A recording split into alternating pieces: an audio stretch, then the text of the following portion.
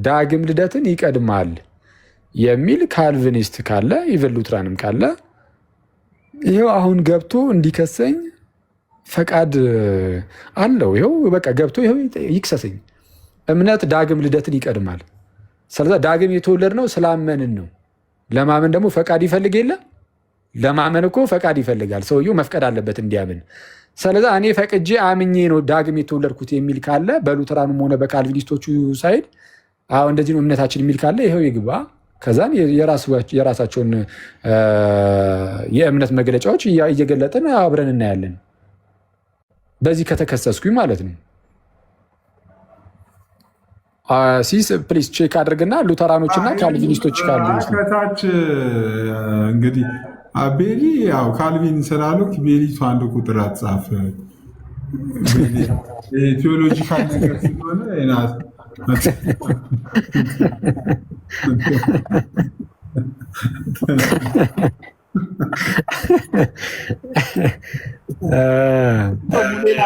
ሙሌን ብታስገባው እሱ ያው ሉትራን ስለሆነ ይሄ ትምህርት ትክክል አኬ የተናገረው ትክክለኛ ነው ካሉ ለምን ያው ጦርነት ተነሳ? ሙሌንም እየሳብኩት ነበረ። ሙሌንም ለማስገባት ምናልባት ያለበት ቦታ አልተመቸውም ይሆናል ወይ መግባት አልፈለገም ይሆናል እንጂ ሙሌንም ስቤው ነው ያልገባው። ግን ሌሎ አይው በቃ ይሄ በቃ ሄኖክ እንግዲህ እንዲህ ነው። ይሄ ማስረጃ አለ ከእናንተ መጽሐፍ ጠቅሼ ነው ማሳያችሁ። ገብተው ይሞግቱኝ እያለ ነው። አይ እንደዚህ አይነት ትምህርት የለንም ብሎ ደግሞ በኋላ ደግሞ ሲሳይን ሄዶ መቀጥቀጥ ፌር አይደለም። ኧረ በእውነት አይደለም። አይመጣውም፣ ራሱ አይመጣውም፣ ከቦታውም የለም። ስለዚህ ሄኖክ ሞዴሬተር አይደል? አስገባው። ሞዴሬተር እኮ ነው። አሁን ያልከውን እኔ አንተ ያልከውን በእውነት አላነበብኩም አላቅም። ግን እኔ የማውቀው ምን መሰለህ የሉትራን አስተምሮ ጸጋው ነው። በጸጋው ብቻ አይደለም ምንድነው እኛ ስለዚህ ጸጋው የሚመጣ ማለት ድህነት የምናገኝበት ያ ጸጋ ለምሳሌ እኛ ሁለት ምስጢራቶች አሉን አይደለ? በእምነትም በጥምቀትም በጌታ እራትም ያ የእግዚአብሔር ጸጋ ልናገኘው እንችላለን ብለን ነው እኛ ምናምን ማለት ልንድን እንችላለን። በጸጋው ነው ግን እንጂ ጸጋው በእምነት ማለት ነው። በእምነት ሳይሆን በሁለቱ መሳሪያዎቹ በጥምቀት ወይም በሚስጥራት ወይም ደግሞ በቃሉ በኩል ቃሉ ሲሰበክ በሚሰበከው ቃል በኩል እግዚአብሔር በሰዎች ውስጥ እምነትን ይፈጥርላቸዋል ወይም ጸጋውን መንፈስ ቅዱስን ይሰጣቸውና ኮንቨርት ያደርጋቸዋል፣ ይለውጣቸዋል። ኮንቨርሽን ያካሄድና ውስጣቸው ሪጀነሬት ያደርጋቸውና በዛው እምነትን ይፈጥርባቸዋል፣ ይሰጣቸዋል። ወይም ደግሞ እምነትን ይፈጥራል። ስለዚህ ሰውየው ሳያምን ዳግም አይወለድም ነው እኔም እስከማውቀው። ለምሳሌ ሰው ማለት ያው ሰው ሁሉ ሙት እንደሆነ ያው ልክ ነህ። ግን ያ ሙት የሆነው ሰው የእግዚአብሔር ቃል ሲሰማ ያው ይነቃል ነው አይደል? ከሞተበት ይነቃልና ያው ጸጋው ሲረዳው ይድናል አይነት ነገር ነው እኔ እስከማውቀው ድረስ። ሳያምን በፊት ማለት ነው ሚነቃው።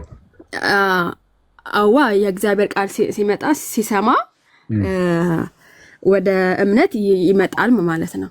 ቆይ ለምሳሌ እኮ ወንጌል ብትነግረን አንተ ለምሳሌ ሲሶ ቶሎ ላይነቃ ይችላል። እኔ ግን ነቅቼ ላመን እችላለሁ። ምሳሌ ነው። እሱን ሳይሆን የምልሽ አንቺ ሰውየው ልክ ወንጌል ሲሰበክለት ከእንቅልፉ ይነቃል አልሽ። ከማመኑ በፊት ነው የሚነቃው ወይስ አምኖ ነው የሚነቃው? እኔ አምኖ ነው የሚነቃው ብዬ ነው የማስበው። እንግዲህ ስለዛ በዛው እንቅልፉ ሰው ሳያምን መቼስ መንቃት አይችልም አይደል? አኩስ እሺ፣ ሳያምን በፊት ይነቃል። ማን ነው ይቅርታ፣ ሳይነቃ በፊት አያስቀድሞ ያምናል፣ ሲያምን ይነቃል ላልሽው ቃሉ ነው። ቃሉ ሲሰማ ለምሳሌ ቃሉ ሲሰማ አስተምራ ገባይኩስ ቃሉ ሲሰማ አምኖ ይነቃል። ሁለት ላይ ያሉ ሰዎች እሺ፣ ችግር የለም። እሺ እንደዛ ነው። እኔ ማቆጣው ልክ ጴጥሮስ ሲሰብክላቸው ልባቸው ተነካ አይደለ? እነዛ የሐዋርያ ሥራ ምዕራፍ 2 ያሉ ሰዎች። ስለዚህ ቃሉ ነው፣ ይሄ የእግዚአብሔር ቃል ነው ልባቸው የነካቸው። ስለዚህ ምን እናርግ ወደ ማለት መጡ እነዛ ሰዎች። እንደዛ ነው ሙስሊሞች ቃሉን ሰሙ፣ አመኑ። ስላመኑ ልባቸው ተነካ። ባያምኑ ኑሮ ልባቸው አይነካም። ኦፍኮርስ ሳታምኝ አይ ነገር አላምንም እያልሽ ልብሽ ይነካል? አይ ቃሉን እኮ ልባቸው ነካቸው። የጴጥሮስ ስብከት ስለተቀበሉት ማለት ነው። ባይቀበሉት ቃል ችግር የለም። በጴጥሮስ በኩል የእግዚአብሔር ቃል መጣ አይደል? ሰዎቹ ሰሙ። ስለዚህ ምን እናርጋሉ? እንደዛ ነው። እሺ ቆይ ከዛ ከእንቅልፋቸው ወይም ደግሞ ከሞቱበት የሚነቁት ወንጌልን ሲሰሙ ነው። ግን ወንጌልን ስለሰሙ ብቻ ሳይሆን ወንጌልን ሰምተው ሲያምኑ ነው የሚነቁት። ከመንቃታቸው በፊት ማመን አለባቸው አልሽኝ አይደል ሀኒቾ? ቃሉን ሰምተው ነው የሚነቁት። ቃሉን ሰምተው ሲያምኑ ነው ወይስ ቃሉን ሰምተው ሳያምኑ ነው የሚነቁት? እንዴ ሳያምኑ እንዴት ይነቃሉ? ቃሉን እኮ የሰሙት ቃል እኮ ያምኑታል አይደል? እሺ አምነው ነው የሚነቁት። ለማመን ደግሞ ፈቃድ ይፈልጋል አይፈልግም? ያ ለማመን ፈቃድ ይፈልጋል። ግን ምንድነው ቆይ እዚህ ላይ ምንድነው እንግዲህ ያለ ነው ውስብስብ። እኔ ራሴ ገና እየተባርኩ ነው። እንትን አለሽ እጅሽ ላይ እኔ ምንም ነገር እጄ ላይ የለም። አሁን ምንም ነገር ስልኬ ብቻ ነው ያለው። የለም። እሺ ቀሽ እኔ ገልጬ ላሳይሽ። ቆይ እናንብብ አንዴ ምን እንደሚል የሉትራኑ ማለት ነው። አትሊስት ዝም ብዬ ለጊዜው ለአንቺ እንደማሳያል ቡክ ኦፍ ኮንኮርድ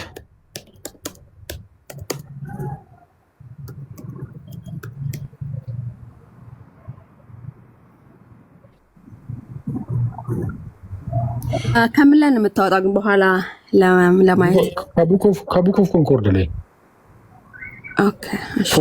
ቡክ ኦፍ ኮንኮርድ ላይ ፎርሙላ ኦፍ ኮንኮርድ አለ። ፎርሙላ ኦፍ ኮንኮርድ ሁለት ክፍል ነው ያለው፣ ኤፒቶም እና ሶሊድ ዲክላሬሽን። ስለዛ እኔ ከሶሊድ ዲክላሬሽኑ ላውጣ። ለምሳሌ ፎርሙላ ኦፍ ኮንኮርድ አንድ ቤት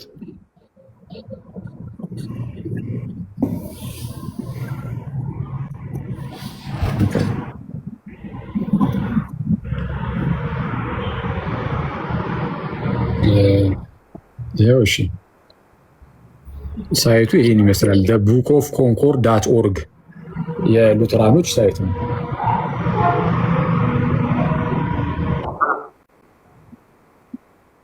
ቡክ ኦፍ ኮንኮርድ ዳት ኦርግ። ያው ዝርዝር አለ። ዩኒቨርሳል ክሪድ፣ ኦግስበርግ ኮንፌሽን፣ አፖሎጂ ማለት አፖሎጂ ኦፍ ዲ ኦግስበርግ ኮንፌሽን ማለት ነው። የነ ፊሊፕ ሜላንክተን ስማል ካል አርቲክሎቹ አሉ። እነዚህ እንደዛ ይልና የሉተር ምናምን ከተቀመጠ በኋላ እዚህ ጋር ይታይሻል። ፎርሙላ ኦፍ ኮንኮርድ ሁለት ክፍል ነው ያለው። ኤፒቶም አለ፣ ሶሊድ ዲክላሬሽን አለ። ኤፒቶሙ እንደ መግቢያ የሚመስል ነገር ነው፣ አጠራጠር ያለ ነገር ያለበት ነው። ሶሊድ ዲክላሬሽኑ ደግሞ ሰፋ ያለ ነገር ነው። እሱ ውስጥ እንግባ። እንድች ክሊክ እሺ። ፎርሙላ ኦፍ ኮንኮርድ ሶሊድ ዲክላሬሽን ይላል።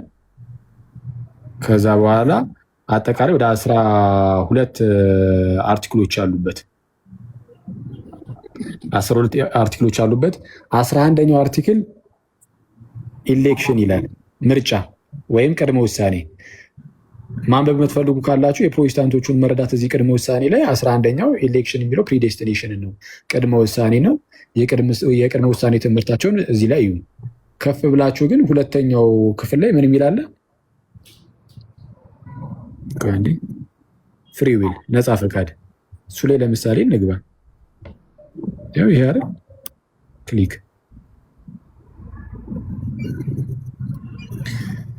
እሺ። ፍሪ ዊል ላይ እሺ አንዴ ቆይ። ለምሳሌ የትኛውን ዝም ብለን እናንብብ። ይኸውልሽ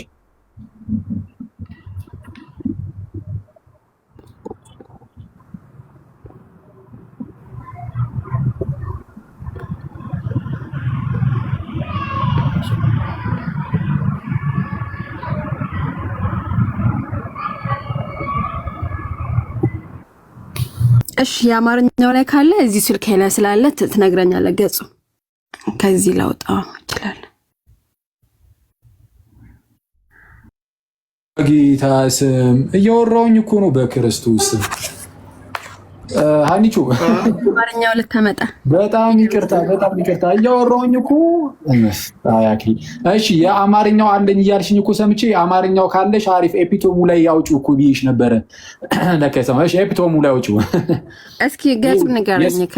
የስምምነቱ ቃል የሚለው ገጽ ሳይሆን ትንሽ ፎርሙላ ኦፍ ኮንኮርዱ ላይ በገጽ ነው እንዴ? እሱ በእንትን እኮ ነው ብዙ ጊዜ በርዕስ ነው የሚወጣው። ፎርሙላ ኦፍ ኮንኮርዱ ላይ ሂጂና የስምምነቱ ቃል ምናምን የሚለው ወይ ደግሞ ቆይ ልፈልገው ነው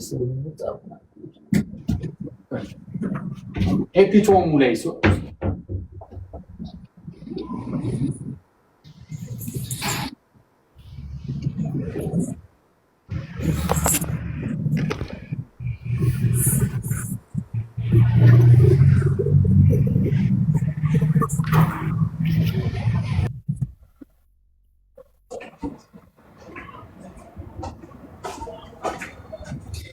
የስምምነቱ መሰረታዊ መመሪያ የሚለው ላይ ነው አመጣሁት መጽሐፍን። በቃ ሄጂ አንቺን ከማስቸግርሽ እኔ ሄጂ ላምጣት ያለሽ። እሺ የስምምነቱ እንደዛ ገጹን ልንገርሽ፣ እስከዛ አንቺም እዛው ጋር እንድትከታተይ ማለት ነው። ገጽ 346 ላይ አውጪ። እሺ ይሄ ከመጽሐፉ ጋር ተመሳሳይ ነው አይደል? የገጽ አጣጣሉ እንግዲህ እንደየኤዲሽኑ ስለሚለያይ የመጽሐፉ ነው ያለሽ በፒዲኤፍ ደወል 300 ስንት እዚህ ላይ ነው ፖዙኝ ነው የማየው ስልኬ እዚህ ስልኬ 346 ኦኬ እፈልጋለሁ። አንተ ቀጥል። እሺ ልክ ስታወጪው ንገሪኝ እኩል እንድናነበው።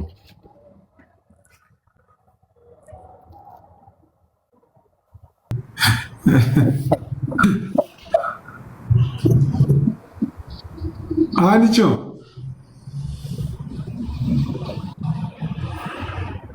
ችግሩ እኮ ወደ አንተ ስመለስ እንደገና ወንድ አዲስ ጀምራለሁ እንትን ያራ ወደ ላይ የሆንኩ ስለሆነ አግኝቻለሁ 347 ግን እንዳንተ ግን የለውም። ኦኬ ሃርድ ኮፒ ስለሆነ ነው ያኪ ይለያያል።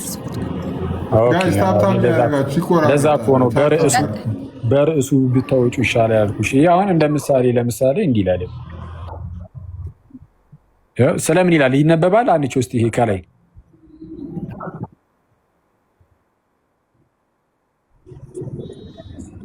ማይከለከለኝ አራኪ እኔ እኮ ያለ ግላስ አላነብም። የለኝ በታች ነው የኔ ግላስ። ችግር የለም። እሺ ስለ ነፃ ፈቃድ ይላል። አንቺ ስለ ነፃ ፈቃድ ይላል። እኛ እናነብልሻለን። እሺ በጣም ጥሩ። ስለ ነፃ ፈቃድ ይላል። የኦግስበርጉ ኮንፌሽን ላይ አስቀድሞ ማለት ነው። በኦግስበርጉ ኮንፌሽን ላይ ስለ ነፃ ፈቃድ የተነገረ አንድ ነገር አለ። ይሄ የፎርሙላ ኦፍ ኮንኮርድ ነው እና ቀደም ብሎ በዚህ በኦግስበርጉ ኮንፌሽን ላይ ሉትራኖቹ ምን የሚል ነገር አስቀምጠዋል? የሰው ልጅ ነፃ ፈቃድ ያለው ይሄ ኖርማል ይሄው ቀጥታ ቃል በቃል አንብላችሁ መጀመሪያ ከሱ ስንነሳ ጥሩ ነው መሰለኝ። የሰው ልጅ ነፃ ፈቃድ ያለው ምንድነው? ይሄ ኖርማል መንፈሳዊ ጉዳይ ላይ አይደለም ብሎ ነው የሚያምኑት። መንፈሳዊ ጉዳይ ላይ ነፃ ፈቃድ የለውም። ይልቁንም ነፃ ፈቃዱ አንዴ ላሳያችሁ።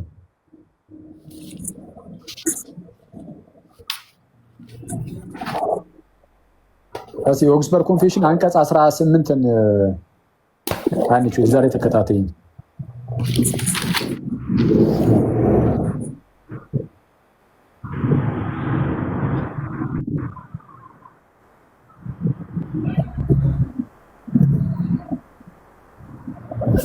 ችግር የለውም። አኪ ያውጣው። እኔ በኋላ ላፕቶፕ ከፍቼ አነበዋለሁ። በኋላ ዝም ብለህ ንገረኝ። ያንተ ስክሪንሾት ወስጃለሁ፣ አስተያየዋለሁ በኋላ። መልካም። ስለዛ እኔ ልግለጥልሽና እዚህ ጋር እንትን ልበለው። ይሄ 346 ነው ገጽ ነው። እሺ የኦግስበርግ ኮንፌሽን ኦግስበርግ ኮንፌሽን ገጽ 25 ነው።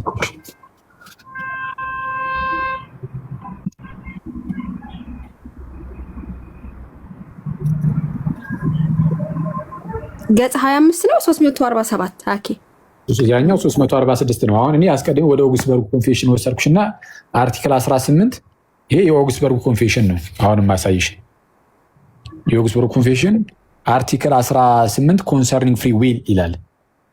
በእንተ ነፃ ፈቃድ ማለት ነው፣ ወይም ስለ ነፃ ፈቃድ። ይኸው እዚህ ጋር በአማርኛው ነፃ ፈቃድን በተመለከተ የሰው ፈቃድ ህዝባዊ ጽድቅን ለመስራትና ልክ ምንን ለመስራት? ህዝባዊ ጽድቅን ማለት ሲቪል ራይቸስነስ ማለት ነው። ሲቪል ራይቸስነስ ማለት ዝም ብሎ ሰው እንደዚሁ ሰው እንደው በጎ የሚመስል ነገርን ሊሰራ ይችላል አይደለ? እንደዚህ አይነት ነገር ማለት ነው። ነፃ ፈቃድን በተመለከተ የሰው ፈቃድ ህዝባዊ ጽድቅን ለመስራትና ለአመክንዮ የሚገዙ ነገሮችን ለመምረጥ የተወሰነ ነፃነት አለው ብለው ያስተምራሉ። ይሁን እንጂ ያለ መንፈስ ቅዱስ የእግዚአብሔርን ጽድቅ ወይም መንፈሳዊውን ጽድቅ ለመስራት ኃይል አይኖርም። ምክንያቱም ለፍጥረታዊ ሰው ኃይል አይኖርም ማለት በነገራችን ላይ ይሄ ለመስራት እንደዚህ ለማድረግ ምናምን ሲሉ እግዚአብሔርን ለመፈለግም ጭምር ማለት ነው። እግዚአብሔርን መፈለግ ይሄ መንፈሳዊ ነገር ነው እና ለመንፈሳዊ ነገር ግን እግዚአብሔርን ለመፈለግ ራሱ ግዴታ መንፈስ ቅዱስ ያስፈልጋቸዋል። መንፈስ ቅዱስ ምን እንዲያደርጋቸው? ዳግም ሊወልዳቸው ያስፈልጋል ነው። እሱን እዛው ላይ እንትኑ ላይ ፎርሙላ ኦፍ ኮንኮርድ ላይ በደንብ ስለሚያብራሩት እዛ ላይ ሄዳለሁ። ምክንያቱም ለምንድን ነው የሚሉት? ለፍጥረታዊ ሰው አንደኛ ቆሮንቶስ ምዕራፍ 2 ላይ ያለውን ይጠቅሳሉ። ለፍጥረታዊ ሰው ሚኒንግ ዳግም ላልተወለደ ሰው የእግዚአብሔር መንፈስ ነገር ሞኝነት ነውና አይቀበለውም። ስለዛ የሚያምኑት ልክ እንዴት ብለው ነው? ይሄንን ዝም ብሎ ቃሉን ብቻ በመውሰድ በቃ አንድ ዳግም ያልተወለደ ሰው የእግዚአብሔር መንፈስ ነገር ለእርሱ ሞኝነት ነው፣ ሊቀበለው አይችልም። ስለዚህ መጀመሪያ ዳግም መወለድ አለበት። እንዲቀበሉ እንኳን እንዲፈቅድ እንኳን ሰውየው ይሄ የእግዚአብሔር ነገር ለመቀበል እንዲፈቅድ እንኳን ግዴታ ምን ማድረግ አለበት? ዳግም መወለድ አለበት። አስቀድሞ መንፈስ ቅዱስ ያስፈልጓል። መንፈስ ቅዱስ ደግሞ የሚያስፈልገው በምን ደረጃ ነው አለን? ዳግም በመውለድ ደረጃ። ይህንን ለማወቅ ይኸውልሽ እኔ ላሳይሽ። 346 ገጽ ላይ እንዲህ ይላል። ዳግም ያልተወለደ ሰው ምንም በቃ አይደለም ማመን መፍቀድ እራሱ አይችልም። 346 ይኸውልሽ። እሺ አዎንታዊ ሀሳቦች ላይ ወይም አፍርማቲቭ ወይም ፖዚቲቭ ተሰሱ ላይ ሁለተኛው ላይ በተመሳሳይ ሁኔታ ይላል። ይነበባል ሲስስቲ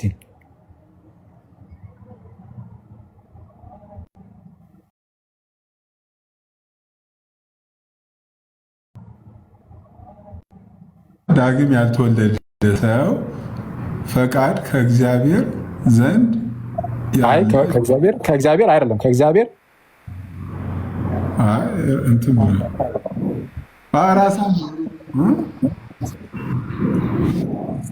ከእግዚአብሔር ዘወር ያለ እጅህን አንተን ዘወር አድርገው እጅህን እንትን እስክሪንሻ ለማድረግ ነው። ኦኬ እሺ ቆይ አይደለም ቆይ ይኸው አሁን አንቺ አንቺ እሺ ያው ስጃለሁ ቲንክ እሺ ሲሳ አንዴ ይቅርታ አድርግልኝ አንብበው፣ ወይም ደግሞ ሄኖክ እየታየው ነው መሰለኝ። ሄኖክ ያንብበው። ሄኖክ ያንብበው ብቻ በተመሳሳይ ሁኔታ እሺ ዳግም ሄኖክ ወይ አንብበው አንተ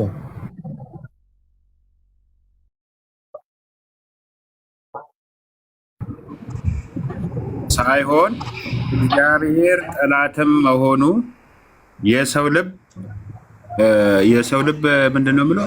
የሰው ልብ ሀሳብ ከታናሽነቱ ጀምሮ ክፉ ነው ተብሎ እንደተጻፈው ይላል። ስለዛ ዳግም ያልተወለደ ሰው ፈቃድ ዳግም ያልተወለደ ሰው ማለት ነው። ሰው ዳግም ካልተወለደ ፈቃዱ ከእግዚአብሔር ዘወር ያለ ብቻ አይደለም፣ ጭራሽ ምንድን ነው ብሎ የሚያምኑት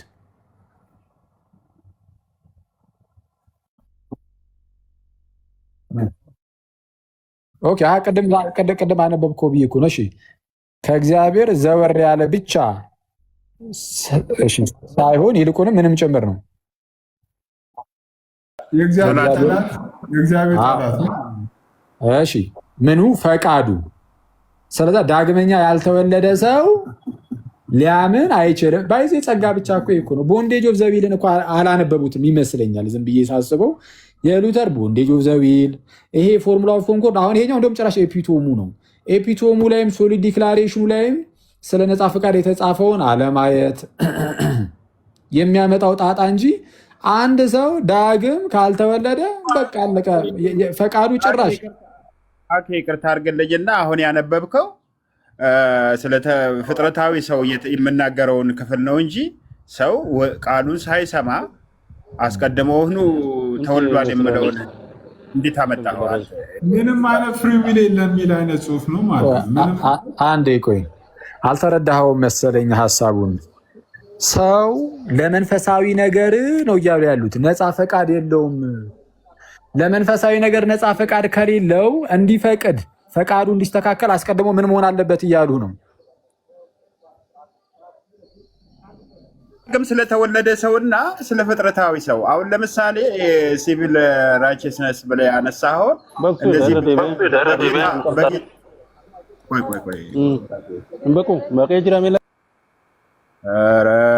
ጉረቀቢ ጉርባ እና ለማንኛውም እያነጻጸረ ያለው ዳግም የተወለደን ሰውና ስለ ፍጥረታዊ ሰው ነው። እግዚአብሔርን አይደለም እንደዛ ብሎ መቼ አስቀመጠ ወዳጅ? ዳግም ያልተወለደ ሰው ምንድን ነው አለ? እግዚአብሔር ጠላት እንደሆነ ነው እየተናገረ። ምኑ ፈቃዱ ይላል አይልም? ፈቃዱ ከእግዚአብሔር ዘወር ያለ ነው ይላል አይደለ? አስቀድሞ ፈቃዱ ከእግዚአብሔር ዘወር ያለ ብቻ ሳይሆን ጭራሽ ደግሞ ምንድን ነው አለ? የእግዚአብሔር ጠላትም ነው ይላል። እሺ የእግዚአብሔር ይሄን አታምንም አንተ? አይ እኔ እንደዚህ ብዬ አላምንም። ማለት ዳግም ያልተወለደ ሰው ከእግዚአብሔር ጋር ተራርቋል። አዎ፣ ግን ፈቃዱ ግን ሙሉ በሙሉ ዞር ብሎ ጠላቱ የሆነ ፈቃዱ ራሱ ማለት ነው። ፈቃዱን ነው የተባልከው፣ ድርጊቱን ምናምን አይደለም እያሉ ያሉት እነዚህ ሰዎች ፈቃዱን ነው። ቆይ ምንድን ነው እና ታዲያ ፈቃድ የሚባለው እኮ የማን ነው? የኔ ነው። ቆይ አንዴ ድምጽ አንዴ አንተ ነህ እንዴ? ኧረ ቆይ አንዴ እባክህን ትገባለህ። ቆይ አንዴ አንዴ ቆይ የተባለው እኮ በኃጢአት የራከነ ምንድን ነው? ኃጢአት ተግባርህ እንደዛ ነው ብቻ አይደለም፣ ገና ከጅምሩ ፈቃድህ ራሱ። ስለዛ ለመዳን መፍቀድ አትችልም ነው። እንደዛ ብለህ ታምናለህ? ለመዳን አልፈቅድም መፍቀድ አልችልም ብለህ ሙታን የእግዚአብሔር ልጅ ድምፅ የሚሰሙበት ጊዜ ይመጣል ይል የለ? በበደላችንና በኃጢአታችን ሙታን ነን አይደል? እኔ ስለሱ ትምህርት አይደለም የምሟገት፣ እንደዚህ ከሆነ እሟገታለሁ። ቆይ አንዴ እሺ። ስለዛ ሙታን የእግዚአብሔርን ልጅ ድምፅ የሚመጡበት ጊዜ ይመጣል አልከኝ። ስለዛ ምንድን ነው በመንፈሳዊ ሞት ውስጥ ያለ ሰው የእግዚአብሔርን ድምፅ መስማት ይችላል ማመን ይችላል እያልከኝ ነው? አይችልም። እንዴት ይችላል? እሺ ስለዛ በመንፈሳዊ ሞት ውስጥ ያለ ሰው የእግዚአብሔርን ድምፅ ሰምቶ ማመን የማይችል አንዴ ቆይ እባክህን ተው። እሺ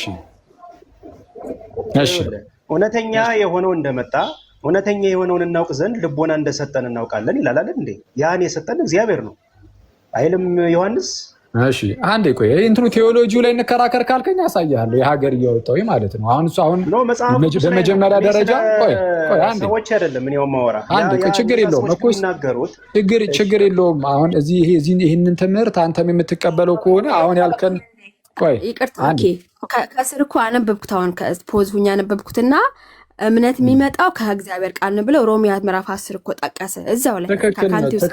እሱማ ትክክል ቆይ አንዴ እሱንም እና ችግር የለውም እናነባለን፣ ችግር የለውም። እሱማ ትክክል እኮ ነው። እነሱ ምንድነው ሉተራኖቹ የሚሉት ቅድም እንዳልኩሽ እግዚአብሔር በሚስጥራት በኩልና በቃሉ መሰበክ በኩል መንፈሱን ይሰጣል፣ እምነትን ይሰጣል። ራሱ ነው እምነትን የሚሰጠው። አንቺ ሰምተሽ መፍቀድ ምናን አትችይም ዳግም ሳትወለጂ በፊት። ዳግም ያልተወለደ ሰው ፈቃዱ ዞር ያለ ነው። ስለዚህ ቃሉን በመስማቱ ውስጥ እምነት ይፈጠራል። ማን የሚፈጥረው? እግዚአብሔር እምነቱን ይሰጠዋል ነው ይለግሰዋል ነው። ስለዚህ በነፃ ፈቃዱ ያመነው አይደለም ሰውየው ነው። ትምህርቱ እንደዛ ነው።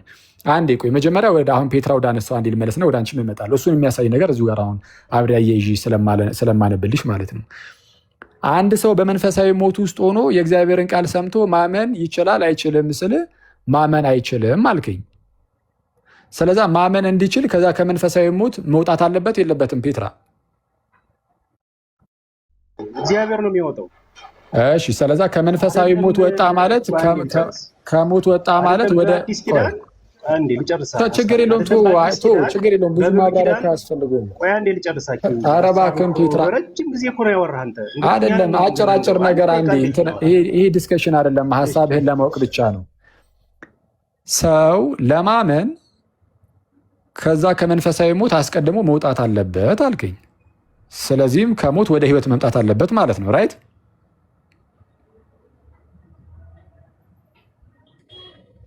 ያን የሞተው ምን መንፈሱን የሚቀሰቅሰው እግዚአብሔር ነው።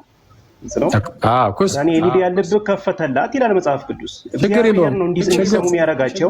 ችግር የለውም። እግዚአብሔር ነው። የሊዲያ ልብ ከፈተ ማለት ምን ማለት እንደሆነ አብረን እናየዋለን። አሁን እኔ እየጠየቅኩ ያለሁት በደንብ አድርጋችሁ ስሙ ጋይዝ፣ ሁላችሁም ፕሊዝ። ይሄ በጣም ጸጋ ብቻ የሚለው ትምህርትን በቃ በደንብ የምታውቁበት መንገድ ይሄ በደንብ አድርጋችሁ ስሙ። ሌሎቻችሁም ሰው በመንፈሳዊ ሞት ውስጥ ሆኖ የማመን ብቃት የለውም ብሎናል። ማመን አይችልም ጭራሽ ምን ካልሆነ በስተቀር ከመንፈሳዊ ሞት ውስጥ ካልወጣ በስተቀር ከመንፈሳዊ ሞት ውስጥ ካልወጣ በስተቀር ከሞት ወደ ህይወት ካልመጣ በስተቀር ማለት ነው። ራይት ነው አይደለም ፔትራ? መውጣት አለበት። እሺ ስለዛ አንድ ሰው አይ በቃ አይደለም አይደለም እሱን አይደለም አሁን እየጠየቅኩ ያሉት ፔትራ የእግዚአብሔር ቃል ምን ያስተምራል? ኧረ በጌታ ስም የሆነ በጣም እንትን እያደረግክ ነው። አይደለም እንደዛ አይደለም። እኔ ፍላጎት አሁን አይደለም። እኔ እኮ አሁን የጠየቅኩ ፔትራ የእግዚአብሔር ቃል ምን ይላል የሚለውን እኮ አይደለም የጠየቅኩ። እኔ እምነትህን ብቻ ነው ለማወቅ እየሞከርኩ። ቆይ ጥሩ ነው እሱ ጥሩ ነው። አሁን እሱን እኔ ግን እያልኩ ያለሁት ኧረ በጌታ ኧረ እባክህን ፔትራ አትበጥብጣ እንዴ። ቆይ እየጠየቅኩ ያለሁት አሁን እያወራን ያለ ነው የእግዚአብሔር ቃል ስለዚህ ጉዳይ ምን ይላል የሚለውን አይደለም እያወራን ያለ ነው። እምነትህ ምንድን ነው? መጀመሪያ እምነትህን ለማወቅ እየሞከር ነው። ከዛ በኋላ ያንን እምነትህን አንዴ እንወቀውና ከዛ በኋላ መጽሐፍ ቅዱስ እየገለጥን እኔ እናንተ አሁን እንደውም እኔ እናንተን የምናወራው እኔ እናንተ በሚገባ እናወራለን መጽሐፍ ቅዱስን እየገለጥን ማለት ነው። ከዛ በፊት ግን እያልከን ያለው ምንድን ነው? ሰው በመንፈሳዊ ሞት ውስጥ ሆኖ ከዛ ከሞት ውስጥ ካልወጣ ማመን አይችልም። ስለዚህ ከማመኑ በፊት ከሞት መውጣት አለበት ብለናል። ስለዛ ያለ እምነት እየሰማችሁ ነው ጋይስ? ያለ እምነት መጀመሪያ ከሞት ይወጣል። ከሞት ይወጣል ወደ ህይወት ማለት ነው። እንግዲህ ከሞት ወጣ ማለት ተነሳ ማለት ነው ወደ ህይወት። ከሞት ወደ ህይወት የተሸጋገር ነው ያለ እምነት ነው ብሎ ነው እያስተማሩ ያሉት እነዚህ ሰዎች። እኛ ያለ እምነት ከሞት ወደ ህይወት መምጣት አይቻልም ብለን የምናምነው። ስለዛ እዚህ ላይ ከመጽሐፍ ቅዱስ አንጻር መከራከር እችላለሁ ካልክ እንችላለን። ከሞት ወደ ህይወት የሚመጣ ነው ገና ከጅምሩ እኛ በእምነት ነው። በእምነት በኩል ነው ጌታ ጸጋውን የሚሰጠን ራሱ በእምነት እንጂ ሳናምን በፊት ጸጋውን ሰጥቶ በዛ በጸጋው ከሞት ወደ ህይወት አያመጣንም። በልና አሁን መወያየት እንችላለን። ከሞት ወደ ህይወት የመጣ ነው ያለ እምነት ነው ያልከውን ጠቅስ እየሰማህ አይደለም? ኮመንት ጽፏል ተቋርጫለሁ ብሎ ከስር ስለጻፈ እኔ ግን እምነት ብቻ ጸጋ ብቻ ብለን እያመንን ያለ እምነት ነው ማለት ልጅነት የሚያገኘው ያለ እምነት ነው። ለእኔ ከባድ ነው እንደዛ እስካላየሁ ድረስ ማለት ነው። ይሄው አሁን ኳሳዎች ግን እሱማ እንዴት መሰለሽ የሚሉት እንዴት መሰለሽ የሚሉት እሺ በአጭሩ እነሱ የሚሉት ምንድነው? እምነት ብቻ ይላሉ። አዎ ለድህነት እምነት ያስፈልጋል ይላሉ። ግን ከምን አንጻር ነው ካልሽ ድህነትን እነሱ የሚያዩት አንድ ሰው መጀመሪያ ዳግም ይወለዳል። ዳግም ሲወለድ ፈቃዱ ይታከማል። የሰውየው ያ ፈቃዱ ቦንዴጅ ውስጥ የነበረው እስራት እንደዛ ነው የሚባለው። ያለ እምነት እንዴት ሰው ዳግም ይሄኛው ያለ እምነት ነው። ይሄ ከዚህ ከፈቃድ እስራት ነፃ የሚወጣው አርነት የሚወጣው ከዚህ ከፈቃድ እስራት ሙሉን ሳነበው በእምነት ነው ይላል የሚወጣው። ሮሜ ምዕራፍ 10 ከስር ወደ ታች ሮሜ ምዕራፍ 10 ጠቀሰና እሺ አንብቤ ልመለስሽ ቃል በቃል እንድልህ ማለት ችግር የለውም። እሺ አንቺ ይወጣሽ ነው አይደል? ከዛን ስትመለሽ ደግሞ ድጋሚ ሄናክ እንደዛ እንዳይሆን ራሱ ያንብብልኝ። አሁን ካንተ የወሰድኩትን ስክሪንሾት ያደረኩትን ከስር ወደ መጨረሻ ሮሜ ምዕራፍ 10 ልጠቅስበት። እሺ ስቴትመንት አስቀምጧል። ዜና ጥሩ ስቴትመንት አስቀምጧል ከታች ኮሜንት ላይ። እኔ ባለፈው ማንስቼለት ነበር ላኬ ሪጀነሬት ለማድረግ ዊዛውት ፌዝ ነው ሪጀነሬት የሚያደርገው። መጀመሪያ ይሄ እኮ ይታወቃል እኮ ኦርዶሳሉት አለ አወቅሻ አንቾ ኦርዶሳሉት ላይ መጀመሪያ ሪጀነሬት ያደርጋል። ዊዛውት ፌዝ እንዴት ሰው ዳግም ይወለዳል? ሲሶ ሪጀነሬት ካደረገ በኋላ ነው የሚያምነው ብለው ነው የሚያምኑት ነው ያኬ መከራከሪያ ማቴሪያሎች እንደዛ ነው የሚያሳዩት። ተጨማሪ ላንብብልሽ። ቆይ ፔትራ አንተ ከመጣ ቅድም አንዴ ቆይ ፔትራ አንተ ተቋርጠህ ነበር። ተቋርጬ ነበር ጻፍና እኔ ገባው። ተቋርጦ ከነበረ ፕሊስ ሊያዘው ቆይ አንዴ። እሺ አነብልሻለሁ። ና ፔትራ አሁን አንተ ምን ብለሃል? ያለ እምነት ሰው ከሞት ይወጣል ብለህ አስተምርሃል ቅድም። እኔ እንደዚህ አይነት ትምህርት እኛ አንቀበልም ብያለሁ። ያለ እምነት እንደሰማችሁት ሁላችሁም ከማመኑ በፊት ሰው ከሞት ቆይ አንዴ ለማመን ከመንፈሳዊ ሞት መውጣት አለበት ብለሃል አላልክም? ፔትራ ወንድም ይቅርታ።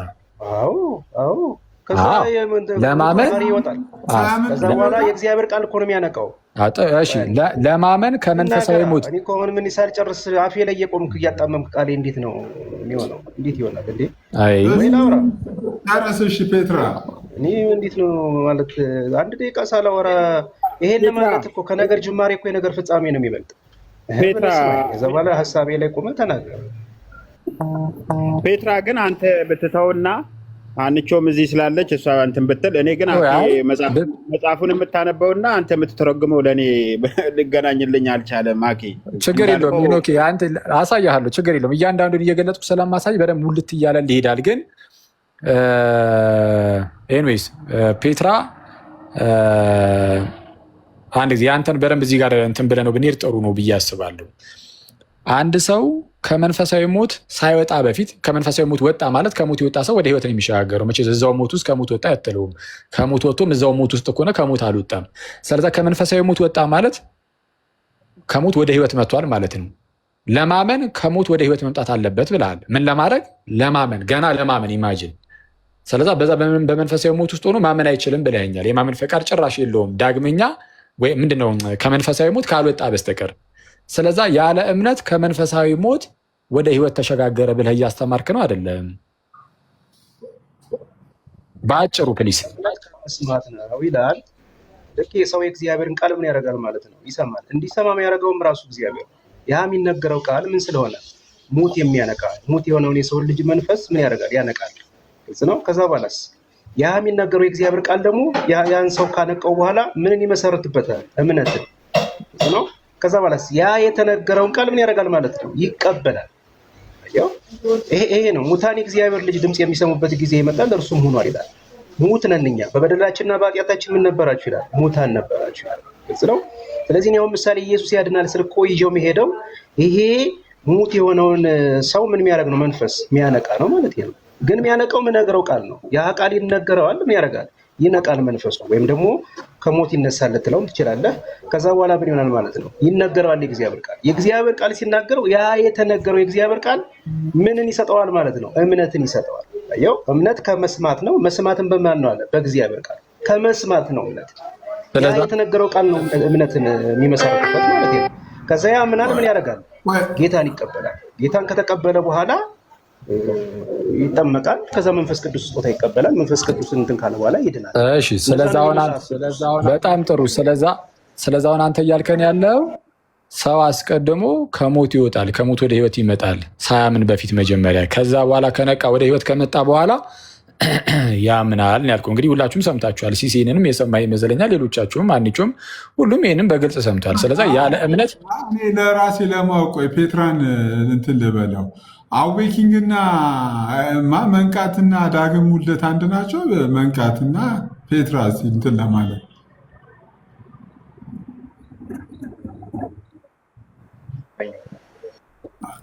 ከሞት ወደ ህይወት እኮ አለ። አትሊስት እሱ እኮ በቃ ከሞት ወደ ህይወት የመጣሁት ያለ እምነት ነው እያለ እኮ ነው ፔትራ።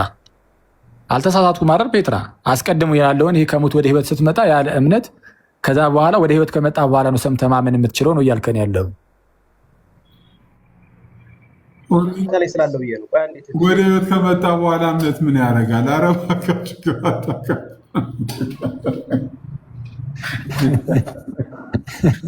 ባይዘው ይሄ ትምህርት የሁሉም እኮ ፕሮቴስታንቶች ትምህርት እኮ መጀመሪያ ላይ ያነሳሱ ላይ አሁን ጴንጤዎች ነው የማያምኑት እንጂ አለውኝ እኔ ቆይ አንዴ ፔትራ አኬ ቃሉን አንብብልኝ እንዳለው ሁሉንም እኔ አነበብኩት ከአንተ የወሰድኩት አንብቤ አንተ የምትለውን ጌታን አይልም። አኬ አይልም። እስከፈለክ አንብበው ከላይ ጀምረ እስከ መጨረሻ አንብብልኝ። ያ ችግር የለውም። እሺ ይኸው በተመሳሳይ ሁኔታ ይሰማላ። እሺ ከመጀመሪያው ላንብብልሽ መሰለኝ። በዚህ አንቀጽ ላይ የእኛ ትምህርት እምነትና መግለጫ ለፍጥረታዊ ሰው የእግዚአብሔር መንፈስ ነገር ሞኝነት ነው እና አይቀበለውም።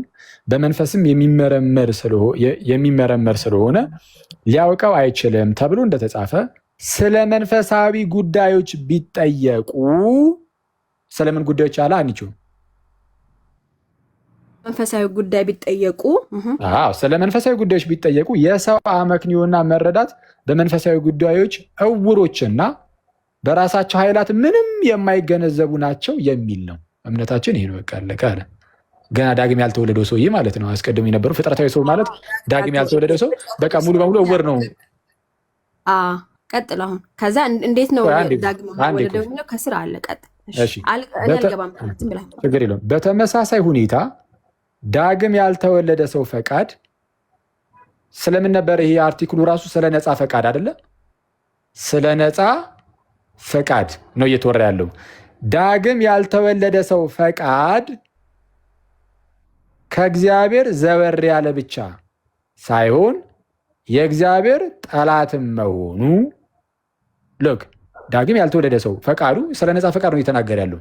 ፈቃዱ በቃ ከእግዚአብሔር ዘወር ያለ ብቻ ሳይሆን ጠላትም ጭምር ነው። ስለዚህ ለመንፈሳዊ ነገር ነፃ ፈቃድ የለውም ነው።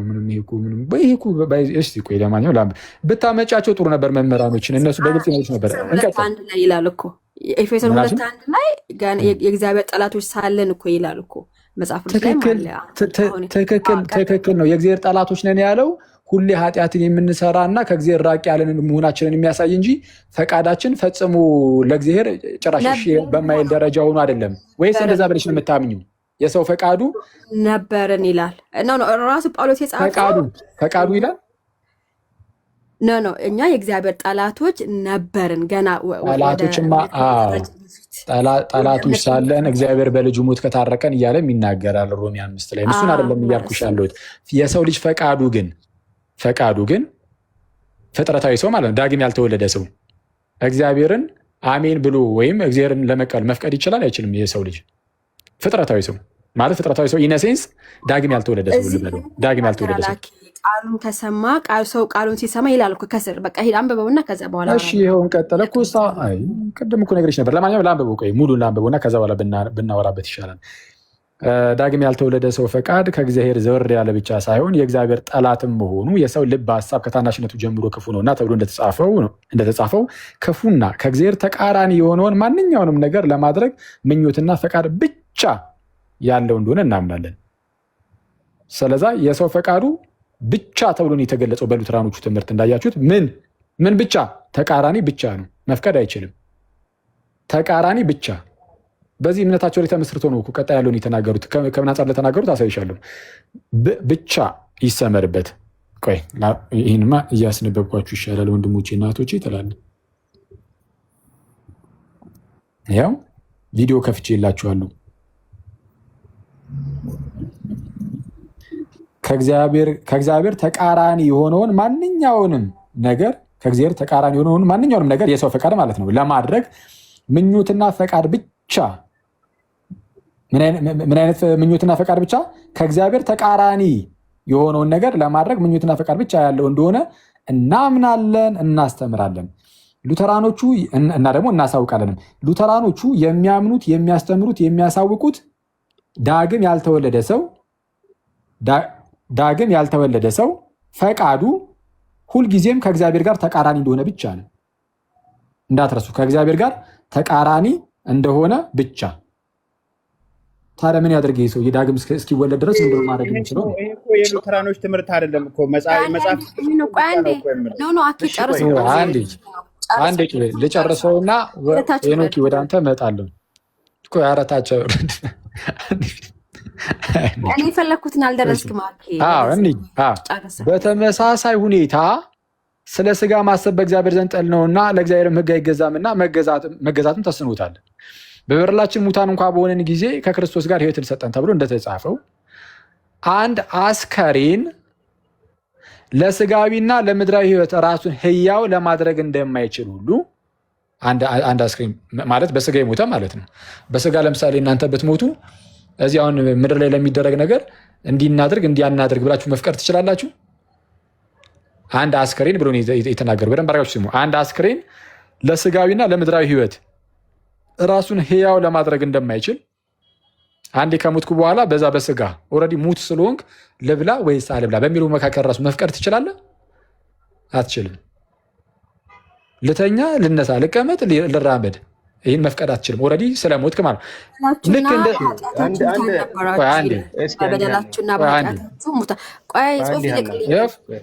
ራሱን ሕያው ለማድረግ እንደማይችል ሁሉ በኃጢአት አማካኝነት በመንፈስ የሞቱ ሰዎችም ለመንፈሳዊት ራሳቸውን ማስነሳት አይችሉም። ማለትም ለመንፈሳዊ ነገር መፍቀድ አይችሉም፣ ፈቃድ የላቸውም። ስለዚህ እኛ ልክ ነው ካልክ ቆይ እናወራለን። አንዴ ተረጋጋ። ቆይ ማንዳ ትግባ። የእሷን አውርቼ ጨርስ። አላለቀም። አኬ ጨርሰው። ሮሜ ምዕራፍ 10 ላይ እስኪ ጠቅሰው ድረስ እስከዛ ድረስ ጨርሰው። ስለዚህ እኛ በቃ ሮሜ 10 ላይ ቁጥር 3 ላይ ያለው ነው። ይሁን እንጂ የእግዚአብሔር መንፈስ ቅዱስ መለወጥን ይሁን እንጂ ተመልከቺ። ስለዚህ የሰው ልጅ ምን ያስፈልገዋል ነው እያሉ ያሉት። ዳግም መወለድ ወይም ኮንቨርሽን ወይም መለወጥ ያስፈልገዋል ነው። ቃሉን መስማት አለበት የሚለውን ቃሉን መስማት አለበት ብሎ ምሳሌ ራሱ ተሰጥማን ነው የሊዲያ ነው ራሱ ነው። እስከዛ ድረስ አንብብ ለማለት ነው። እሺ ይሄው እሱ ላይ ኩኩኝ አሁን ይሁን እንጂ የእግዚአብሔር መንፈስ ቅዱስ መለወጥ ያለ መሳሪያ ተግባራዊ አያደርግም አለ። ማን አለ? አንቺ መሳሪያው የእግዚአብሔር ቃል የእግዚአብሔር መንፈስ ቅዱስ የእግዚአብሔር መንፈስ ቅዱስ አለ መለወጥን ያለ መሳሪያ ተግባራዊ አያደርግም። መለወጥን የሚሰራው በሰዎቹ ዘንድ ማን ነው? የእግዚአብሔር መንፈስ ቅዱስ። የእግዚአብሔር መንፈስ ቅዱስ ደግሞ መለወጥን ያለ መሳሪያ ተግባራዊ አያደርግም። በሆነ መሳሪያ በኩል ተጠቅሞ ነው። የሆነ ኢንስትሩመንት ያስፈልገዋል። ምን ለማድረግ? ሰውየውን ያንን ሰውዬ ለመለወጥ። ይኸው በቃ ከላይ እንዳየሽው ሁሌ ተቃራኒ ብቻ የሚሆነውን መፍቀድ የማይችለው የእግዚአብሔር ቃል በመስማት በሚስጥራትና በቃል ስብከት። ቅድም እኮ ብዬሽ ነበር አንቺ፣ አሁን አላልኩሽም ነበር? መጀመሪያ ሁለቱን ይጠቀማል፣ ሚስጥራትንና ቃሉን። ይሄው ተመልከች። እሺ ተግባራዊ አይደለም። ስለዚህ እምነት ከመስማት ነው የሚለውን ይላል። ወንጌል ለመዳን እንደሚል የእግዚአብሔር ኃይል ነውና ተብሎ እንደተጻፈው ይህን ለመፈጸም የእግዚአብሔርን ቃል መስበክንና መስማትን ይጠቀማል አለ። ስለዛ ምን ያደርጋል? ይኸው የእግዚአብሔርን ቃል መስበክንና መስማትን ይጠቀማል። በተመሳሳይ ሁኔታ እምነት የሚመጣው የእግዚአብሔርን ቃል ከመስማት ነው። የእግዚአብሔር ፈቃድ ሰው ዳግም የሚወለደው የእግዚአብሔር ቃል ሰምተው ነው ማለት ነው አይልም ይላል። አሁን ያነበብኩት ላይ እንደዛ ይላል። አንቺው አይልም እኮ እያለሽ ያለው እኮ ይሄ አንቺ የገባሽ ነው። አንዴ ቆይ ፔትራ አንዴ ቆይ ሲሲ ይቅርታ አድርግልኝ አንዴ እያለሽ እኮ ያለው እህቴ መለወጥን የሚያመጣው መንፈስ ቅዱስ ነው እያለሽ ያለው። አሁን ወደ ሌላ ወደ ካልቪኒስቶች ወደ ሪፎርምድ ውስጥ ሄጂ ያን ያህል አበክረው የሆነ ኢንስትሩመንት ስለሚያስፈልገው ሚስጥራትን ወይም የቃል ስብከትን የግዴታ አስቀድሞ ያስፈልጓል ምናምን ላይሉ ይችላሉ። በዛ ደረጃ ማለት ነው። በምን መልኩ እንደሚከሰት አናቅም ነው የሚሉት እነሱ። መቼ እንደሚፈጠር ሪጀነሬሽኑ ወይም ዳግም ልደቱ መለወጡ መቼ እንደሚፈጠር አናቅም ይላሉ። ዌስት ሚኒስተር ኮንፌሽን ላይ አለ። አሁን በሉትራኑ ሳይድ በጣም የተለመደ አንድ ነገር አለ። ይህም ምንድን ነው? መንፈስ ቅዱስ ሰውየውን የሚለውጠው በምንድን ነው ይላል? የሆነ መሳሪያን ተጠቅሞ ነው።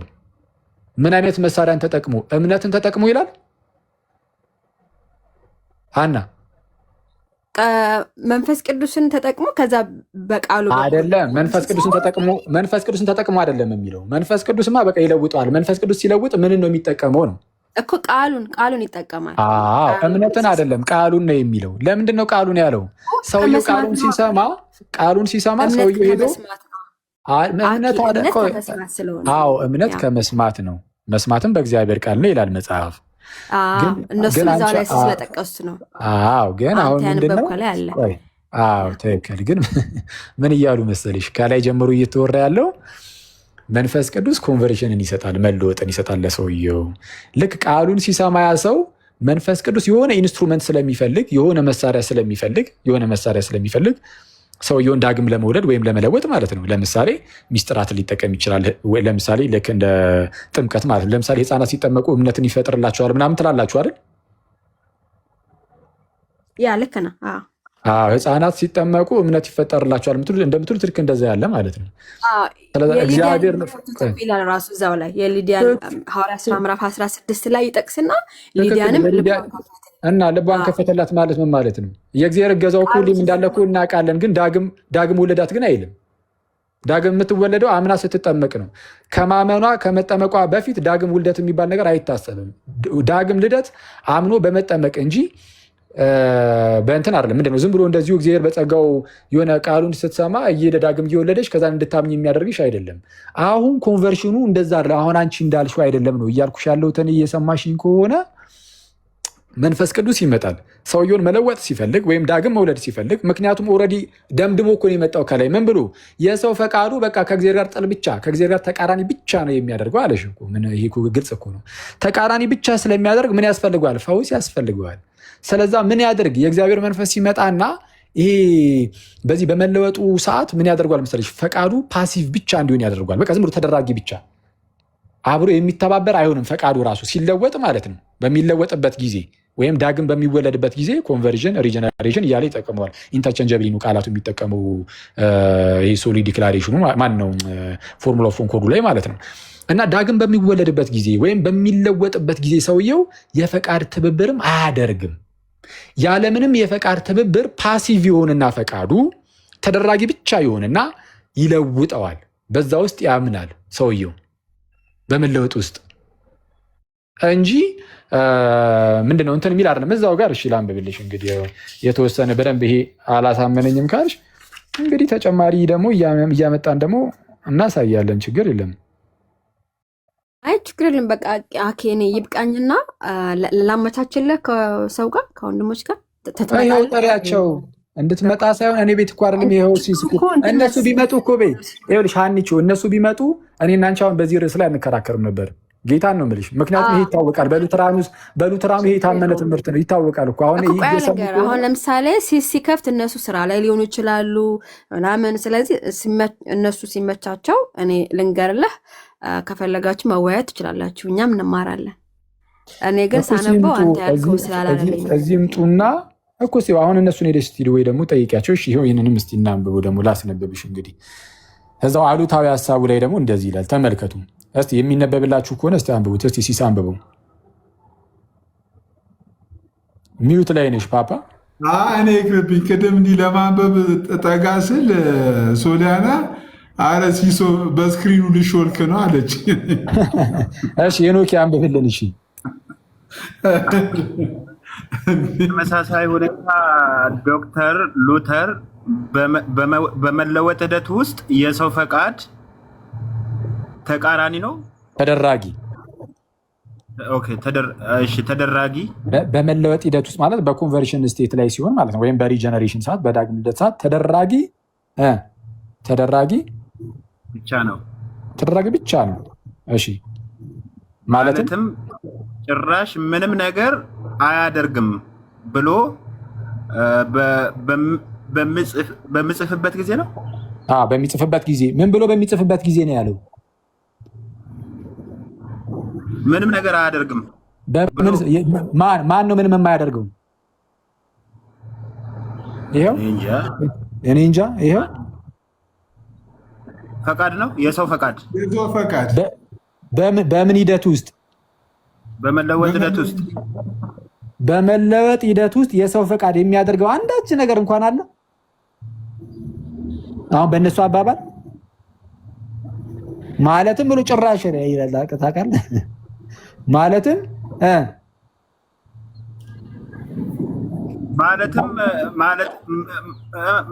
ምንም ነገር ነው አለ። ጭራሽ ምንም ነገር አያደርግም ብሎ በምጽፍበት ጊዜ ምንድነው ሪስፔክቱ ዲቬኔ ኮሽግራቴ ኤን አክሲዴንዲስ ኖቪስ ሞቲቡስ ምናምን ብሎ ያስቀምጣለች። ችግር የለም ይሄ ችግር የለም ተውና የሚል ግንዛቤ ማግኘት አለበት ይልና ይህም ማለት እሺ ይህም ማለት በሚደመጠው ቃል ኦኬ፣ በሚደመጠው ቃል ወይም አንዴ ሀኒቾ እዚህ ጋር በደንብ አድርገሽ ስሚ።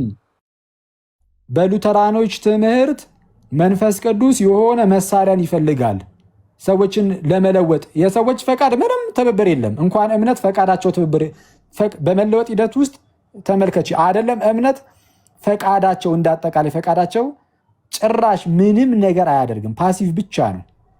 ጭራሽ ምንም አያደርግም። ስለዛ ምንድነው ግን የሆነ ኢንስትሩመንት ይፈልጋል፣ የሆነ መሳሪያ ይፈልጋል። መንፈስ ቅዱስ ገብቶ አንቺን ምንም ባትተባበሪም እንኳን የፈቃድ ትብብር ባይኖርሽም አንቺን ለመለወጥ ምን ያደርጋል? ቃሉን ማዳመጥ ወይም ሚስጥራትን መካፈል በዛው ያንን ነገር ይጠቀምና ሚስጥራትን ወይም የቃል ማዳመጥን ይጠቀምና ስብከትን በዛ ውስጥ ነው ስራውን የሚሰራው። ይኸው ተመልከች። ይህም ማለት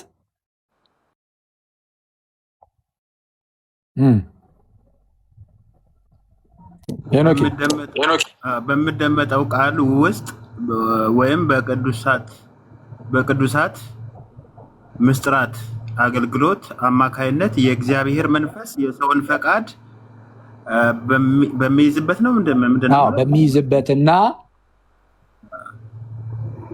በሚይዝበትና አዲስ ልደትንና መለወጥን በሚያገኝበት ጊዜ ማለት ነው።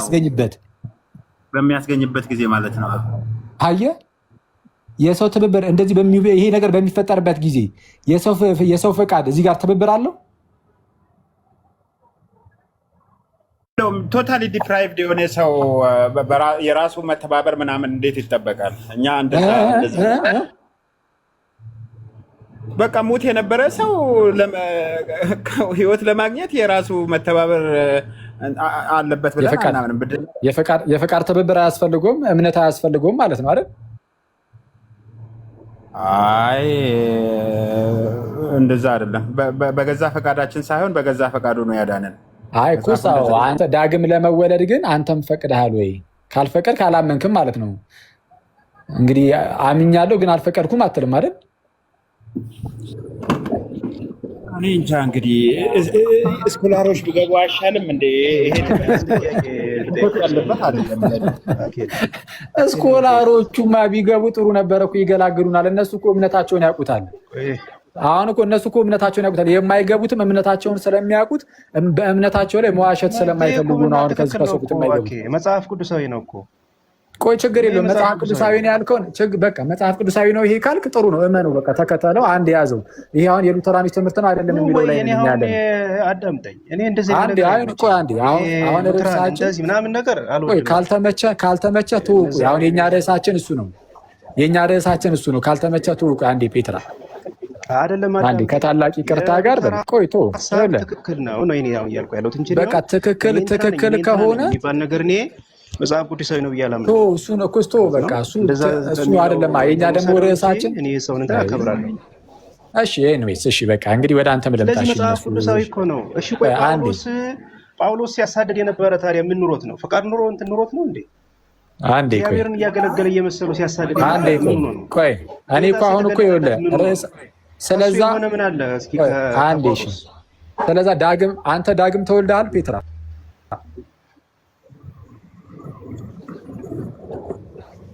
በል መልስልኝ ቶሎ ቶሎ። አሁን ካላወራው ስላልክ ስጠይቅህ ቶሎ መልስልኝ። ዳግም ተወልደሃል ወይ?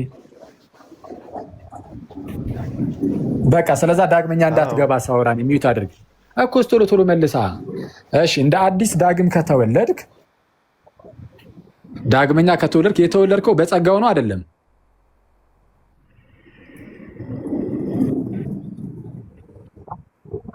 የሆነ ነገር የለም። እሺ ወንድሜ በጸጋው ነው። በጸጋው ዳግም ስትወለድ አንተ ፈቅደህ ነው ዳግም የተወለድከው ማለት አንተም ፈቅደሃል? አዎ እግዚአብሔር ፈቅዶ ነው። ግን አንተም ፈቅደህ አምነህ ነው ወይስ ዳግም ስትወለድ አንተ አስቀድመህ ምንም አይነት የፈቃድ ትብብር ሳይኖርህ ነው? እኔ ምንም ሲጀምር መልካም የመስራት የሚባል የለኝም። ይሄን እኮ ጳውሎስ ይላል። ስለዛ አይ ቆይ ችግር የለውም። ቆይ አንዴ ወደ መጥቀሱ እናልፋለን። መልካሙን ማድረግ አይችልም። አይ እሺ፣ ስለ ስራ አላወራሁም። ስለ ስራ አላወራሁም። ስለ ፈቃድ ራሴ አላወራም። እንደ መጽሐፍ ካወራን ይቀጥል። ለምሳሌ አንዴ ቆይ ፔትራ እባክህን የሆነ የልጅ ስራ እንዳንሰራ እየተጠነቀቅን ጉንጫ አልፋ ክርክርም እንዳይሆንብን በጥንቃቄ እናወራ። ወደ መጥቀሱ እናልፋለን። መጀመሪያ ግን እምነትን እንወቀው ነው ከቅድም ጀምሮ እያልኩ ያለሁት። አሁን አንተ እያልክ ያለው ዳግመኛ ተወልጃለሁ፣ አዲስ ልደትን አግኝቻለሁ፣ ዳግም የተወለድኩት ግን በእምነት አይደለም፣ እኔ ምንም የሰራሁት ስራ የለም እያልክ ነው። ያለ እምነት ያለ አንተ ፈቃድ ትብብር ማለት ሳትፈቅድ ሳታምን ነው ዳግም የተወለድከው። ታዲያ ሳታምን ሳትፈቅድ ምን አይቶ ነው ዝም ብሎ ዳግም የወለደ? እና ዳግም ያልተወለዱ ሰዎችንስ ለምን ተዋቸው? ስሙ በደንብ ይህንን ጥያቄ ሰምታችኋል አይደል? መጽሐፍ ቅዱስ ምን ብሎ ይናገራል? አስቀድሞ ያወቃቸውን ይላል። እግዚአብሔር አስቀድሞ ያውቃል። እግዚአብሔር ቅድመ እውቀት አለው። ያ ቅድመ እውቀቱ ደግሞ አስቀድሞ ያወቃቸውን ወስኗቸዋል ይላል። የወሰናቸው ምን አደረጋቸው ይላል? ጠራቸው ይላል። የጠራቸውንስ አጸደቃቸው፣ አከበራቸው ይላል። ይሄ ነው መጽሐፍ ቅዱስ የሚናገር። ግልጽ ነው። ልጨርስ። ያለ እምነት ይላል። እንዴት አደሱ ነው? ከየት መጥቶ ነው እምነት? እኔ እምነት ከየት አለኝ እንዴ? ሰሙ የእግዚአብሔርን ስለዛ እያልከን ያለው ዳግም እንድትወለድ አንተ እግዚአብሔር አስቀድሞ ስለወሰነብህ ነው ማለት ነው። ላውራሽን የተጠየቀውን ብቻ አይቶ ሌላውን ተወውና እንደ እግዚአብሔር ቃል ላውራ። የጠየኩህ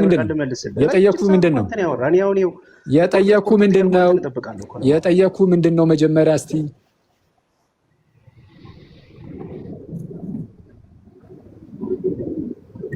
ንገረኛ። የጠየኩህ ስለ ፍቃድ እኮ ነው የምታወራኝ። ስለ ፍቃድ ነው የምታወራኝ። ያንተም እምነት ከአንተም ፍቃድ ከአንተም እምነት የሚባል ነገር የለም አይደለም። ጥያቄን አልሰማሁም። አየህ፣ አንዴ ስማ አሁን በደንብ ጥያቄ። የእኔ ጥያቄ ምንድን ነው? ለፔትራ ብቻ ሳይሆን ለሌሎቻችሁም ሁሉንም ደግሞ ይሄንን በደንብ አድርጋችሁ ስሙ። ጸጋ ብቻ የሚለው ትምህርት አስቀድሞ ልክ ፕሮቴስታንቲዝም ሲነሳ ምን እንደነበረ አሁን ላይ ያሉ ብዙ ጴንጤዎች ይህንን አይቀበሉም። ዝም ብሎ እንደ ሚዲያ ላይ ከእናንተ ከክርስቲያኖች ጋር ምናምን ከኦርቶዶክሱ ጋር ምናምን ሆን ብለው ለመቃረን ሲሉ የካልቪኒስቶቹ ምናምን ካልያዙ በስተቀር የሆነ የእንትን ነው ምንድን ነው የአርሚኒያን ፖዚሽን የሚመስል ነገር ነው የሚይዙት ብዙ ጊዜ። ለማንኛውም ምንም ሆነ ምን ግን ማለት ነው ጥያቄን በደንብ አድርጋችሁ ስሙ። ለፔትራ ማቀርበውን ዳግም የተወለድኩት እኔ ፈቅጄም አምኜም አይደለም፣ ሳልፈቅድ ሳላምን ነው ዳግም የተወለድኩት ብሎናል። ስለዛ ጸጋ ብቻ ማለት ይሄ ነው። ባይዚ ጥንት ላይ አነሳሱ በፕሮቴስታንት ውስጥ ጸጋ ብቻ የሚለው ትምህርት ይሄ ነው። በቃ የምር መሆን ፔትራ የሚለው ያለ እኔ ፈቃድ ያለ እኔ እምነት ዳግም ተወለድኩኝ። ይኸው ብዙ ሰዎች እንደዚህ አይነት ትምህርት የለንም ስትሉ የነበሩ ፕሮቴስታንቶች ይኸው እዚህ ጋር ወንድማችንም አለ፣ ያው ይታወቃል። እንደዚህ ነው። ኦኬ ሰው የኔ ጥያቄ አሁን ከዚህ ተነስቼ ምን የሚል ነው ያስቀመጥኩት? ያለ አንተ ፈቃድ ያለ አንተ እምነት እንደዚሁ ነው ዳግም የተወለድከው? አዎ። ለምን አንተን ዳግም ወለደ ማለት ምንም የተለየ ነገር አላየብህም ከሌላው ሰው። ለምሳሌ ከአንድ ሙስሊም ወንድም ለምሳሌ ከድር የሚባል ወይ አብደላ የሚባል አንድ ወንድም ቢኖር አብዱን ዳግም ሳይወልደው አንተን ለምን ዳግም ወለደ? በእሱና በአንተ መካከል ያለው ልዩነት ምንድን ነው? አንተን ዳግም ወልዶ ያኛውን ለምን ተወው? ንገረኝ። ነው መጽሐፍ ቅዱስ እንደሚናገረው ጌታ ኢየሱስ ምን ብሎ ተናገረ? አንድ አባት ድግስ እንደደገሰ ይናገራል ኢየሱስ የተናገረው። ከዛ በኋላ ውጣና ጥራ አለ እስራኤሎችን እንደሆነ ይናገርና እነሱ ምን አደረጉም ይላል። አንደው ከብት ገዝቼ ለሞክር ነው ይላል። አንደኛው እርሻ ገዝቼ እርሻ ላይ ነው ይላል። የተለያየ ነገር ሲያመጡ መጥቶ ለጌታው ምን ብሎ ነገረው? እምቢ እንዳሉ ነገሩ አይደል እንዴ? ከዛ ወደ ከተማ ውጣና ምን በላለሁ በቃ ጉንዱሹንም ምኑንም ከመጥቀስ በፊት መጀመሪያ ጥያቄን መልስልኝ ፔትራ። መጀመሪያ መልሱን መልስና ከዛም ትጠቅሳለህ። ከመለስክ በኋላ ቤተ እምነት አልወክልም። እኔ ቤተ እምነትን አልጠየኩም። ቤተ እምነትን አልጠየኩም። ፔትራ ጥያቄ ሲምፕል እኮ ነው። አንተን መርጦ ወይ አንተን አድኖ አብዱን የተወበት ምክንያት ምንድን ነው? ሁለታችሁ ምንም እንትን ካላላችሁ ምንድን ነው? ምንማ እግዚአብሔርን ጠይቀዋ። እንደዛ አይሻልም እንዴ?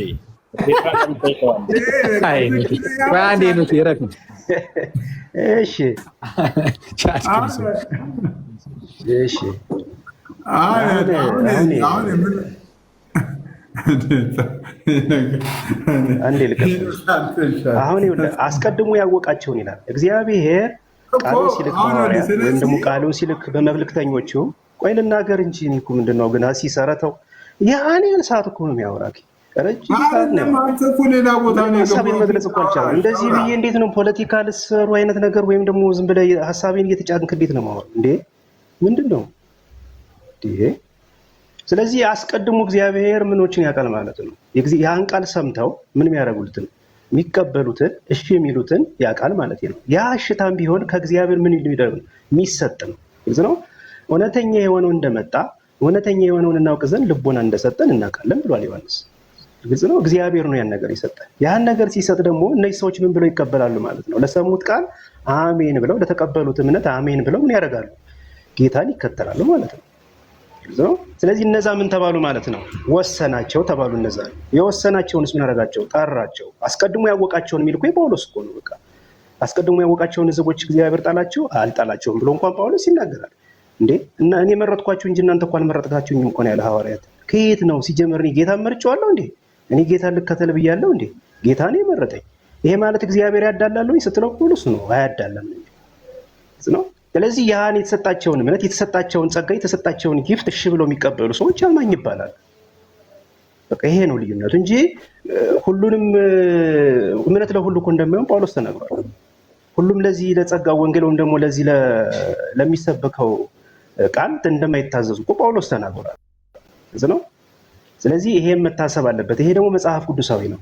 ጳውሎስ ፈቃድ አለኝ መልካሙን ማድረግን የለኝም ብሎ በግልጽ ተናግረዋል። በሮሜ መጽሐፍ ምዕራፍ 7 ላይ ማለት ነው። ይሄ ነው መጽሐፍ ቅዱስን ከየትም እኮ ልንጥለው አንችልም። መጽሐፍ ቅዱስ አስቀድሞ ያወቃቸውን ካለ እንግዲህ አስቀድሞ ያውቋቸዋል። ከዛ በኋላ አስቀድሞ ያወቃቸውን ያደርጋቸው ይላል፣ ወስኗቸዋል ይላል። የወሰናቸውን ደግሞ ጠራቸው ይላል። የጠራቸውን አጸደቃቸው ብሎ የሚናገር ጳውሎስ ነው እንጂ እኛ አይደለንም። ስለዚህ አንተ ለእግዚአብሔር መልስ የምትሰጥ ማንህ እንዳለው እንግዲህ አንተ ለእግዚአብሔር መልስ የምትሰጥ ማንህ እንዳለው ነው ሄኖክም እንዳለው በጠይቅን። ስለዛ በአጭሩ አሁን ስትመልስልን እግዚአብሔር እኔን ስለወሰነኝ ነው፣ እግዚአብሔር እኔን ስለመረጠኝ ነው፣ በቃ እንደዚሁ ዳግም የተወለድኩትህ ነው የመጨረሻው መደምደሚያ። ለዚህ እኮ ነው አሁን ከቅድም ጀምሮ መጀመሪያ ቀጥታ መልስ ያለ እንድንረዳ ነው። ስለዛ አንተ ዳግም ተወልደ አብዱ ዳግም ያልተወለደው በቃ እግዚአብሔር አንተን እንደዚሁ ዝም ብሎ ስለመረጠህና አብዱን ደግሞ ስለተወው ነው አይደለም? እግዚአብሔር ይሄን ይኸውልህ እምነት ከመስማት ነው ይላል። አሁን እኮ ብዙ ጊዜ እዚህ ቲክቶክ ላይ እኮ እየተናገረ ኢየሱስ እንደሚያድን የእምነትም የፈቃድም ትብብር የለም አልካ ፔትራ። አሁን እኮ ያንተ እኮ እንደዛ እኮ ለምሳሌ አቴ ሞመንት አንተን አብዱና ፔትራ ወንጌል ሰሙ። ይኸውልህ ፔትራዬ አቴ ሞመንት በአንድ አይነት ሰዓት ውስጥ አንተና አብዱና ፔትራ ወንጌል ሰሙ። ፔትራ አመነ፣ አብዱ አላመነም። ፔትራ ያመነው ለምንድን ነው? አብዱ ያላመነው ለምንድን ነው?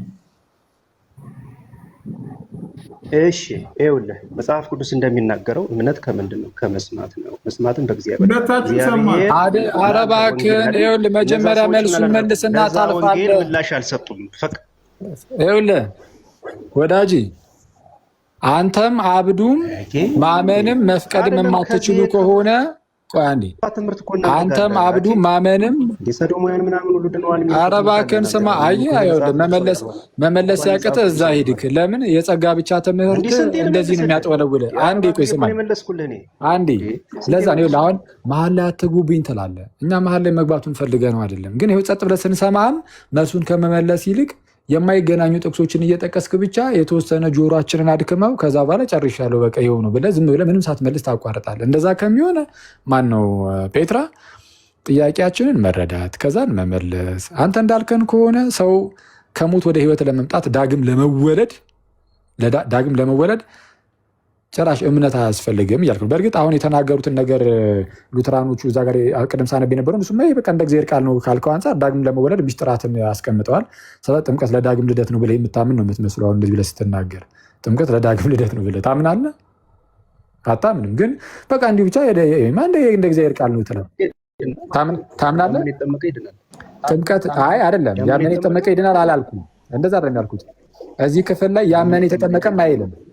ይላል እዚህ ላይ አሁን ቅድም ያነበብኩት ላይ እንደ እግዚአብሔር ቃል ነው ያልከው ላይ ያመነ የተጠመቀ ይድናል ይላል የትኛው ላይ? አሁን ቅድም ይሄማ እንደ እግዚአብሔር ቃል ነው ትክክል ነው ያልከው ላይ የሉትራኖቹን ሳነብ ያቺ ያነበብኳት ፓርት ራሱ ምንድን ነው የምትለው? መንፈስ ቅዱስ ሰውየው እንደ አዲስ የሚወልደው ወይም የሚለወጠው ወይ በቃሉ ሲሰበክ ነው ወይም ጥምቀት ነው ሚስጥራትን ተጠቅሞ ነው ይላል። በጥምቀት ውስጥ ዳግም ልደት እንዳለ ታምናለህ? ጥምቀት ለዳግም ልደት እንደሆነ አምኖ ከተጠመቀው ስለዛ ጥምቀት ለዳግም ቦታ ላይ ተነገረ።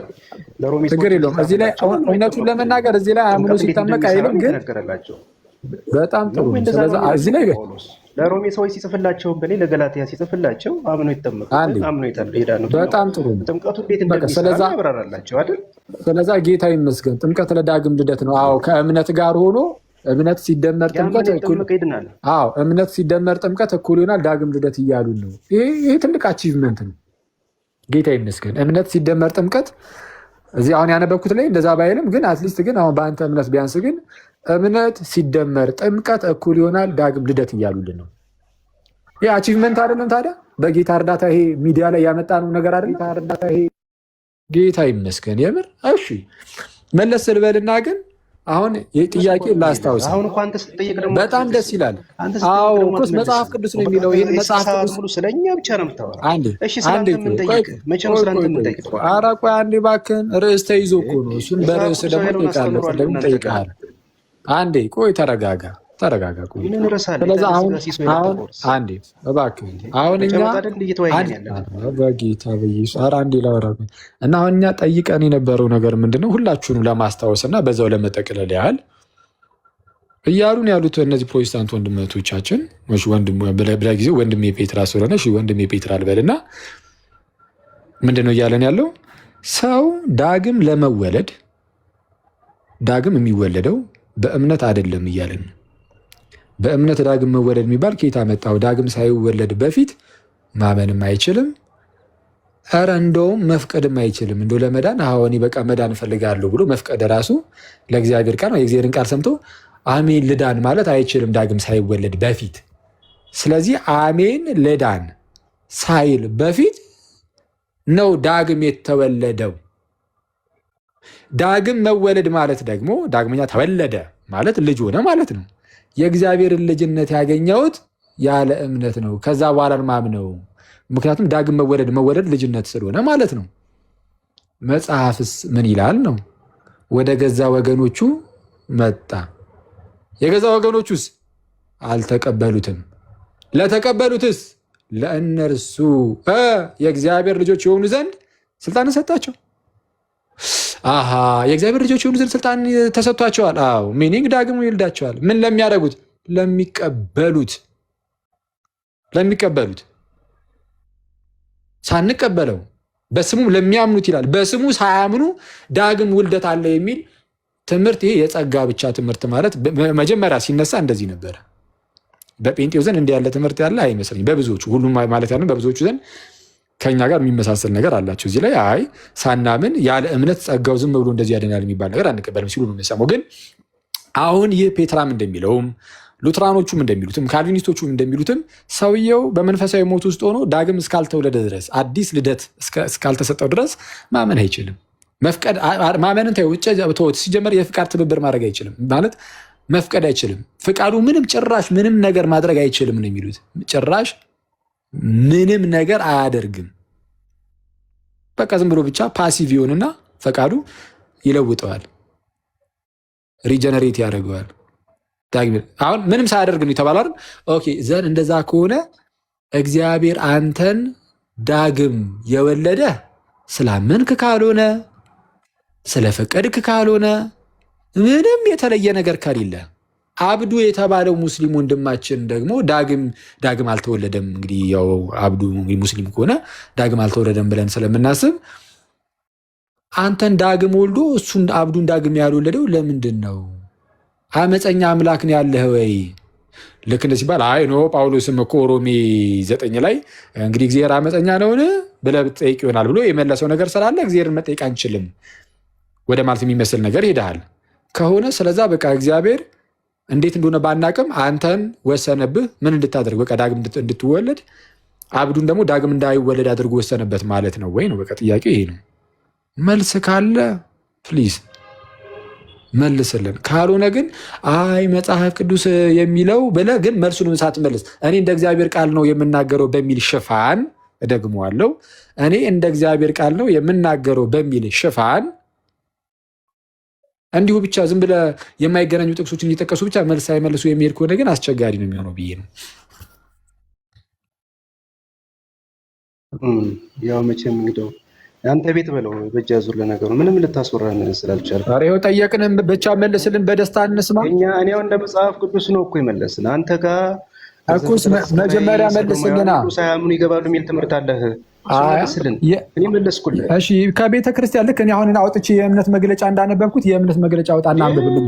እኔ እንደ መጽሐፍ ቅዱስ ነው የምመልስልህ። የእምነት መግለጫ አይደለም። እኔ ስጠይቅ ይህንን ጥያቄ ያነሳሁት ትምህርት ስላለ ቆይ አንዴ እኔ እኮ ጥያቄን እኮ ያቀረብኩት እኮ አንተ የምታምነውን እኮ ነው እየጠየቅኩ ያሉት። እኔ ማምነውን ጠይቀኝ። ወይም ደግሞ ከቤተ ክርስቲያኒት በኢርሲያኒት ውስጥ ካልክም የቤተ ክርስቲያኒቱን የእምነት መግለጫዎች አውጣና ይሄው እንደዚህ ብላ ታስተምራለች ብላ አሳየኝ። ከዛን ጠይቅ። ቀሲስ ሊበኩል ይሄን ያምናል። ታዲያ ጠይቃቸው ሂድና እንደዛ ብሎ እኔ አሁን አንተ እንዳልከው አያምኑም፣ አንተ እንዳልከው አያምኑም ነው የምለው። እኔ ግን አይ ያምናሉ ካልክ ልክ እኔ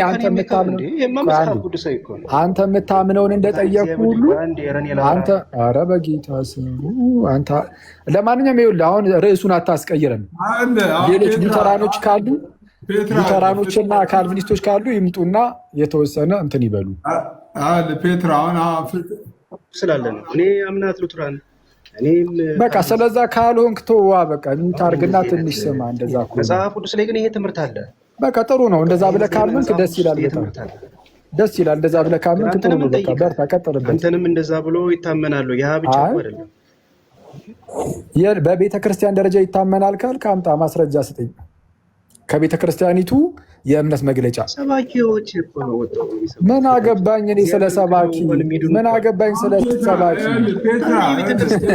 ሲኖዶስ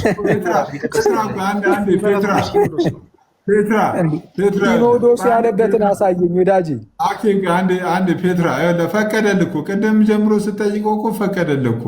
ለምሳሌ ኦርቶዶክስ ተዋሕዶ ቤተክርስቲያን እንደዚህ ብላ ታስተምራለች። የአንተ ትምህርትና የኦርቶዶክስ ቤተክርስቲያን ትምህርት ልዩነት አለ ወይንም የቀሲስ ትምህርት ልዩነት አለ ብለህ የምታምን ከሆነ ይኸው ማስረጃ፣ የቤተክርስቲያኒቷ ትምህርት እንደዚህ ነው፣ እናንተ ግን የምታስተምሩት ሌላ ነው ብለህ የምትከራከርበት ነገር ካለ ማስረጃውን አውጥተህ ጠይቀው። ይኸው አኬ ይመልስ።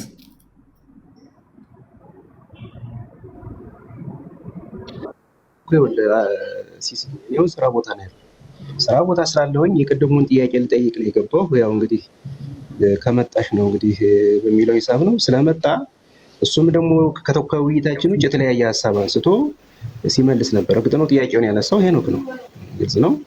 እኔ ደግሞ አሁን የመለስኩት ያነሳቸውን ኮንፌሽኖችን የመለስኩት መጽሐፍ ቅዱስ ስለሚል ነው እንጂ እኔ ሉትራን ስለሆንኩኝ እኔ ካልቪኒስት ስለሆንኩኝ አይደለም። እኔ እንደዛ አላምንም። እኔ ማመን በመጽሐፍ ቅዱስ ነው ማመን፣ የሚናገር እንደ እግዚአብሔር ቃል ይናገር ስለሚል ማለት ነው። ስለዚህ ይሄ አንድ በቤተክርስቲያን እንደ ክህነት እኮ ዝም ብሎ አይሰጥም።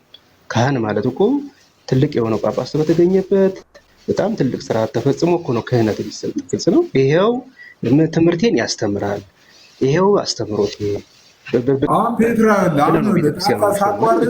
ስለዚህ አሁን ቤቱን አኪዝ ታደርጋለህ። አሁን ግለሰቦችን እያልኩ እኮ አይደለም እኮ። ለምሳሌ አሁን እዚህ ጋር ቀሲስ ለምሳሌ ነው አንተ የምታስተምረው ትምህርትና ለምሳሌ እዚህ ጋር አክሊል አለ። አክሊል የሚያስተምረው ትምህርትና የቤተክርስቲያኒቷ የነገረ ድነት ትምህርቶች ይለያያሉ። ቤተክርስቲያኒቷ ይኸው ዶክመንት ሌላም ቀን ሌላም ጊዜ ሊሆን ይችላል እኮ ቤተክርስቲያኒቷ የምታስተምረው ትምህርት ይሄ ነው። አንተ ይህንን ትምህርት ትቀበላለህ አትቀበልም ብለህ ሌላ ጊዜ እንደዛ ብታወራው ጥሩ ነው። ኢቨን እኮ እነሱ ማለት ሌሎችም ተደጋጋሚ አሁን ሲኖዶስ የፈቀደውን ትንሣኤ ዘጉባኤ ያሳተመውን መጽሐፉን መች ይቀበላል? በሲኖዶስ ደረጃ የምትመራውን ቤተክርስቲያን መጽሐፍ ይሄን ያለችው መች? በሲኖዶስ ደረጃ የታተመውን አውጣና አሳየን። በቃ በል ፈጠን፣ ትልቁ ላይ አድርጉት። እሺ ትልቁ ላይ አድርጉት። ስራ ቦታ ኮንክ በጨበጣ አትከራከቱ። በቃ የሚታመነው እኮ ግልጽ እኮ በቃ ቱ ሚውት አድርጎ በቃ ግልጽ አይደለም። የሆነ አላምንም እያልኩ ነው ለምሳሌ። ስለዛ ቱ በቃ ሌላ ጊዜ በቃ ማስረጃ በቃ ነገ ከነገ ወዲያ በቃ ትክክል ቤትራዬ፣ ነገ ከነገ ወዲያ ማስረጃ ይዘናል። አሁን ለመሸሽ ነው ሲሶ ደግሞ አንተ ለእውነት ደስ ይላል። ኧረ በወላ አንተ አለኝ የምትለውን የቤተ ክርስቲያኗን የጽሁፍ የሰነድ ማስረጃ ማለት ነው። የሰነድ ማስረጃ እዚህ ጋር አንተን ልበል የቪዲዮ እከሌ የተባለ ግለሰብ እንደዚህ ያለ ሳይሆን ቤተክርስቲያኒቷ በጽሁፍ ያው ቅድም አኬ ልክ እንዳወጣው መጽሐፋችሁ እንደዚህ ይላል እንደሚለው መጽሐፋችሁን አውጥተህ አንተ የምትለውና መጽሐፋችሁ የሚለው ነገር የተለያየ ነው ብለህ በሱ ብትሞግተው እንትን ነው፣ ቤቱ ክፍት ነው።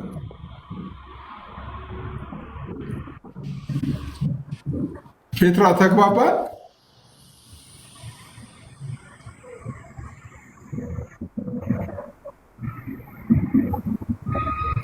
እኮ ስራ ላይ ነኝ ነው የሚለው። በቃ እኮ ስራህን ስራ። በቃ ፔትራ ወንድሜ፣ ሌላ ጊዜ በቃ ደግሞ አይሻልም?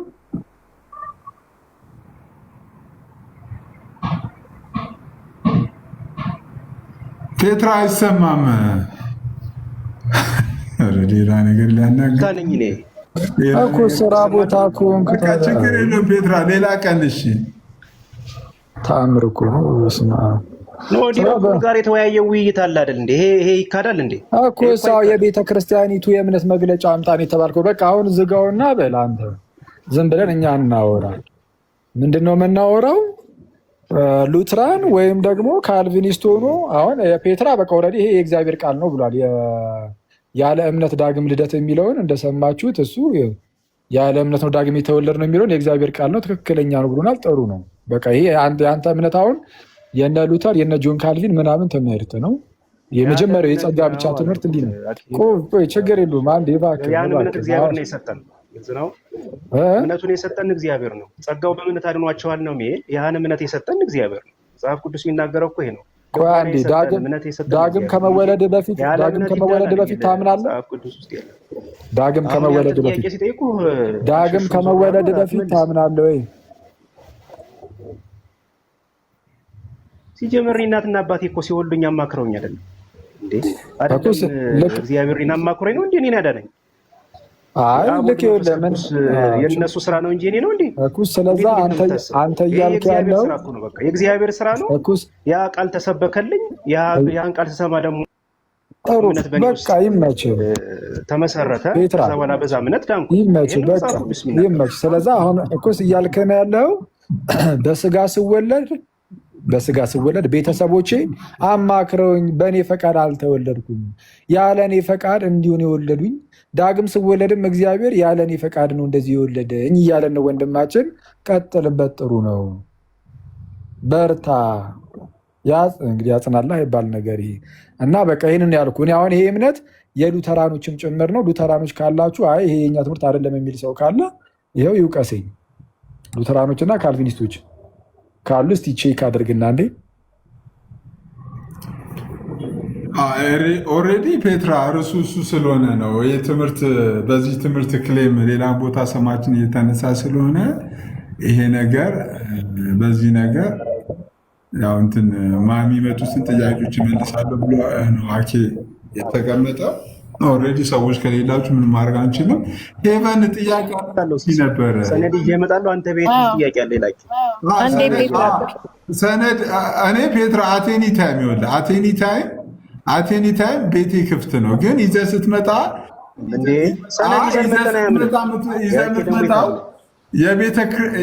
ይዘህ የምትመጣውን ሰነድ ለመናገር ነው። ይዘህ የምትመጣው የቪዲዮ ማስረጃ የግለሰቦችን መጽሐፍ ምናምን ነገር ሳይሆን ኦልሬዲ እሱ ስላለ ማለት ነው።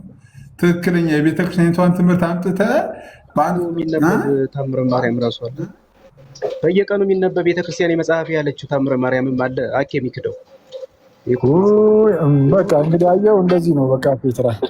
ስለዛ አንተ በል በቃ አንተ ተረጋግተህ እኛ ይኸውልህ የእኛ ትልልቅ መጽሐፍቶቻችንን ልንገርህ። መተቸት ከፈልግ አንደኛ መጽሐፍ ቅዱስ ነው። በመጽሐፍ ቅዱሳችን ላይ የመተቸን ነገር ካለ መተቸት ትችላለህ።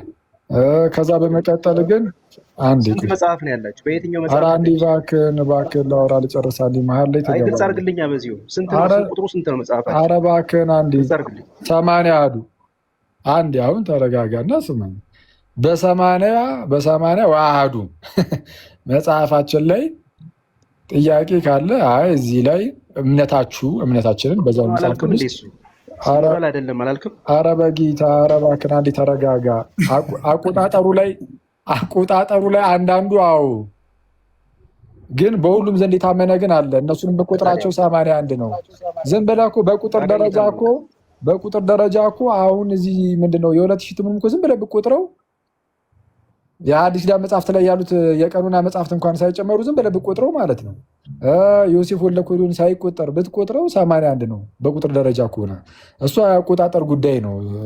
አሁን የማታውቀውን ነገር ነው እየተከራከርከኝ ያለው። አንዴ ተረጋጋና እኔ እያልኩ ያሉት ምንድን ነው መጽሐፍ ቅዱስ ወይም ደግሞ ከዛ በመቀጠል በጉባኤያት በኒቅያው ጉባኤ፣ በቁስጥንጥንያው ጉባኤ፣ በኤፌሶን ጉባኤ ላይ በተላለፉ ትምህርቶቻችን ላይ ብሎም ደግሞ በአባቶች ዘንድ በሰፊው የታመነባቸውን ትምህርቶች ስለምንቀበል እነሱን ሁሉ ላይ አይ ይሄ ትምህርታችሁ እያልክ የምትነቅፍብን ነገር ካለ ዩር ዌልከም ፕሊስ ይዘውና። እነዚህ መመዘኛዎቻችን ናቸው። አሁን ከረንትሊ ከተጻፉት የምትል ከሆነ ደግሞ በእንደው ሲኖዳል በሆነ መልኩ የተጻፉትን ምናምን በጉባኤ ደረጃ የተጻፉትን ምናምን ካሉ እነሱን እያመጡ ማየት ይቻላል። እርግጥ ነው እነሱ ራሳቸው የማይመዘኑ ናቸው እያልኩ አይደለም። ኧረ አንዴ ቆይ እሺ አምጣ፣ ችግር የለውም። እርግጥ ነው እነሱ ራሳቸው እንዳልኩት የማይመዘኑ ናቸው እያልኩኝ አይደለም። አባቶችም የማይመዘኑ ናቸው እያልኩኝ አይደለም። ግን በምንድን የምንመዝነው? በመጽሐፍ ቅዱስና በኮንሰንሰስ ፓትረን በዓለም አቀፋዊ ጉባኤያት የኒቅያው ጉባኤ፣ የቁስጥንጥንያው፣ የኤፌሶን ጉባኤ ምናምን እነዚህ መመዘኛ ናቸው። መጽሐፍ ቅዱስን ሳያገል እንደ መጽሐፍ ቅዱስ በሆነ መልኩ ፕላስ ደግሞ እንደ አጠቃላይ የሆነው የአባቶች ስምምነት የአስተምህሮ ስምምነት እሱ መመዘኛ ይሆናል። ለማን ለየትኛውም ኢቨን አሁን ላይ ላለው ሲኖዶሱ ለሚናገሩ ራሱ የሆነ ነገር ቢናገር ራሱ ለእርሱ መመዘኛ ይሆናል። ከጥንት ጀምሮ የመጣው እንደ አጠቃላይ አሁን ከሚጻፉት ግን ክብደት የሚኖረው ደግሞ ምንድነው ሲኖዳል ሲሆን ትልልቅ ሊቃውንት በጣም ስመጥር የሆኑ ሊቃውንት ሲናገሩት ምናምን ክብደት ሊኖረው ይችላል። እሱም ቢሆን ግን የሚመዘን ይሆናል ነው። አሁን ያው ምንም እንኳን ርዕሳችን ባይሆንም አንተ ግን ያው ገብተሃል። ማስረጃ ስለሌለ ማስረጃ ይዘና ተብላል። ይዘህ ስትመጣ ደግሞ ውስጥ የአንዳንድ ነገሮችን የምናወራ ይሆናል። ይህንን እንደዚህ ያዝ እናድርገውና ዛሬ በምንድነው የተጠቃለለው? እምነት ሲደመር ጥምቀት እኩል ይሆናል ዳግም ልደት ተብለናል። ይሄ መረሳት ስለሌለበት ላስታውሳችሁ ብዬ ነው። እምነት ሲደመር ጥምቀት እኩል ይሆናል ምን አሉ? ዳግም ልደት። ይሄ በጣም የሚገርም አቺቭመንት ነው። ከትንሽ ጊዜያት በፊት ጥምቀትን ለዳግም ልደት ማንሳት ከድህነት ጋር ተያይዞ ከዳግም ልደት ጋር ተያይዞ ጥምቀትን ከእምነት ጋር አብሮ ማንሳት ኃጢአት መስሎ የሚታይበት ጊዜ ነበረ። ከትንሽ ጊዜያት በፊት እዚህ ሚዲያ ላይ ጭራሽ እንዲህ ተብሎ ሲነሳ ኤችቱኦ የሚባልበት ጊዜ ውሃን ማን ነው ጥምቀትን ውሃ ኤችቱኦ ተብሎ የሚቀለድበት ጊዜ ሩቅ አልነበረም። የተወሰነ እንደው ቅርብ ጊዜያት ላይ ነበረ። ጌታ ይመስገንና አሁን ግን ሁሉም እየተነሳ እምነት ሲደመር ጥምቀት ድህነት ነው፣ እምነት ሲደመር ጥምቀት እኩል ይሆናል ዳግም ልደት እያሉ ነው። በቃ እኛም እናምናለን ይህንን። ግን ደግሞ መለስ ተብሎ ግን እምነት ሲደመር ጥምቀት ነው ዳግም ልደት ያሉት ሰዎች አይ ከማመናችንም ከመጠመቃችንም በፊት ነው ዳግም የተወለድነው ደግሞ ይለዋል። ይሄ በጣም አስገራሚ ነው። እምነት ሲደመር ጥምቀት እኩል ይሆናል ዳግም ልደት ብሎናል ፔትራ ቅድም እንደሰማችሁት። ግን አይ ዳግም ግን የተወለድኩት ሳላምንም ሳልጠመቅም በፊት ነው፣ ምክንያቱም የምጠመቀው ሳምን ብቻ ነው ስላለ፣ ዳግም ደግሞ የምወለደው ከማመኔ በፊት ነው ስላለ፣ ሳላምንም ሳልጠመቅም ደግሞ በፊት ተወልጃለሁ ይላል። ጎርጎርዮስ ዘንዚናዙ ምን ይላል? ልጆች ሆይ ቴዎሎጂ ኢዝ ናት ፎር ኤቭሪዋን። ቴዎሎጂ ለሁሉም አይደለም፣ ስነ መለኮት ለሁሉም አይደለም የሚለው ለዚህ ነው። ዳግም ልደት እምነት ሲደመር ጥምቀት ካሉ በኋላ አይ ዳግም የምወለደው ሳላምንም ሳልጠመቅም በፊት ነው ዳግም ሳልወለድ በፊትማ ምኑን አምኜ ይጠመቋለሁ? ሁለቱም የሚቃረን ነገር አይደል? ቴዎሎጂ በጣም ጥንቃቄ ይፈልጋል። ቴዎሎጂ ኢዝ ናት ፎር ኤቭሪዋን ያለው ጎርጎርዮስ ዘንዚናዙ ማንኛውም ሊሄድ ብዬ ነው። እኔ ያላልኩትን አትበል። እኔ ያልኩት ሪከርድ ስለተደረገ እሱ ችግር የለውም። ምን እምነትና ጥምቀት ለዳግም ልደት ያስፈልጋል አላልከንም ፔትራ? ያመነ የተጠመቀ ይድናል። ለዳግም ልደት ብለኛል አላልከኝም? ያመነ የተጠመቀ ይድናል። መጽሐፍ ቅዱስ ለዳግም ልደት የሚለውን ለዳግም ልደት እሱን ሌላ ጊዜ ደግሞ በደንብ እናወራበታለን።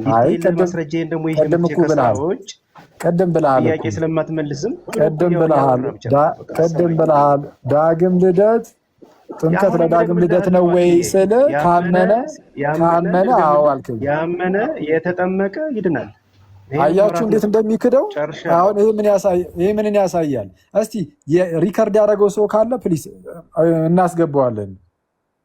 እንደዚህ ስለሚካድ እዛው አየር ላይ የፈጠነ ስለሆነ እየተካደ ያለው ሲሶ ቻው። ቁጭ በል እንጂ ሪከርድ ያደረገ ሰው ካለ እንዲያሰማ እንግዲህ ማስተዋሉን ይስጥህ። ኖ ያ እንትን ነው በጣም ሩቅ ስለሆነ የሚሄድበት። መልካም ጊዜ። እሺ አሁን ደግሞ ጭራሹ አሜን። ዋሹ በቃ እንግዲህ ያው ከወረደ መልካም ጊዜ ይሆንለትና ይሄ ነው በቃ እዚህ ላይ ይብቃንና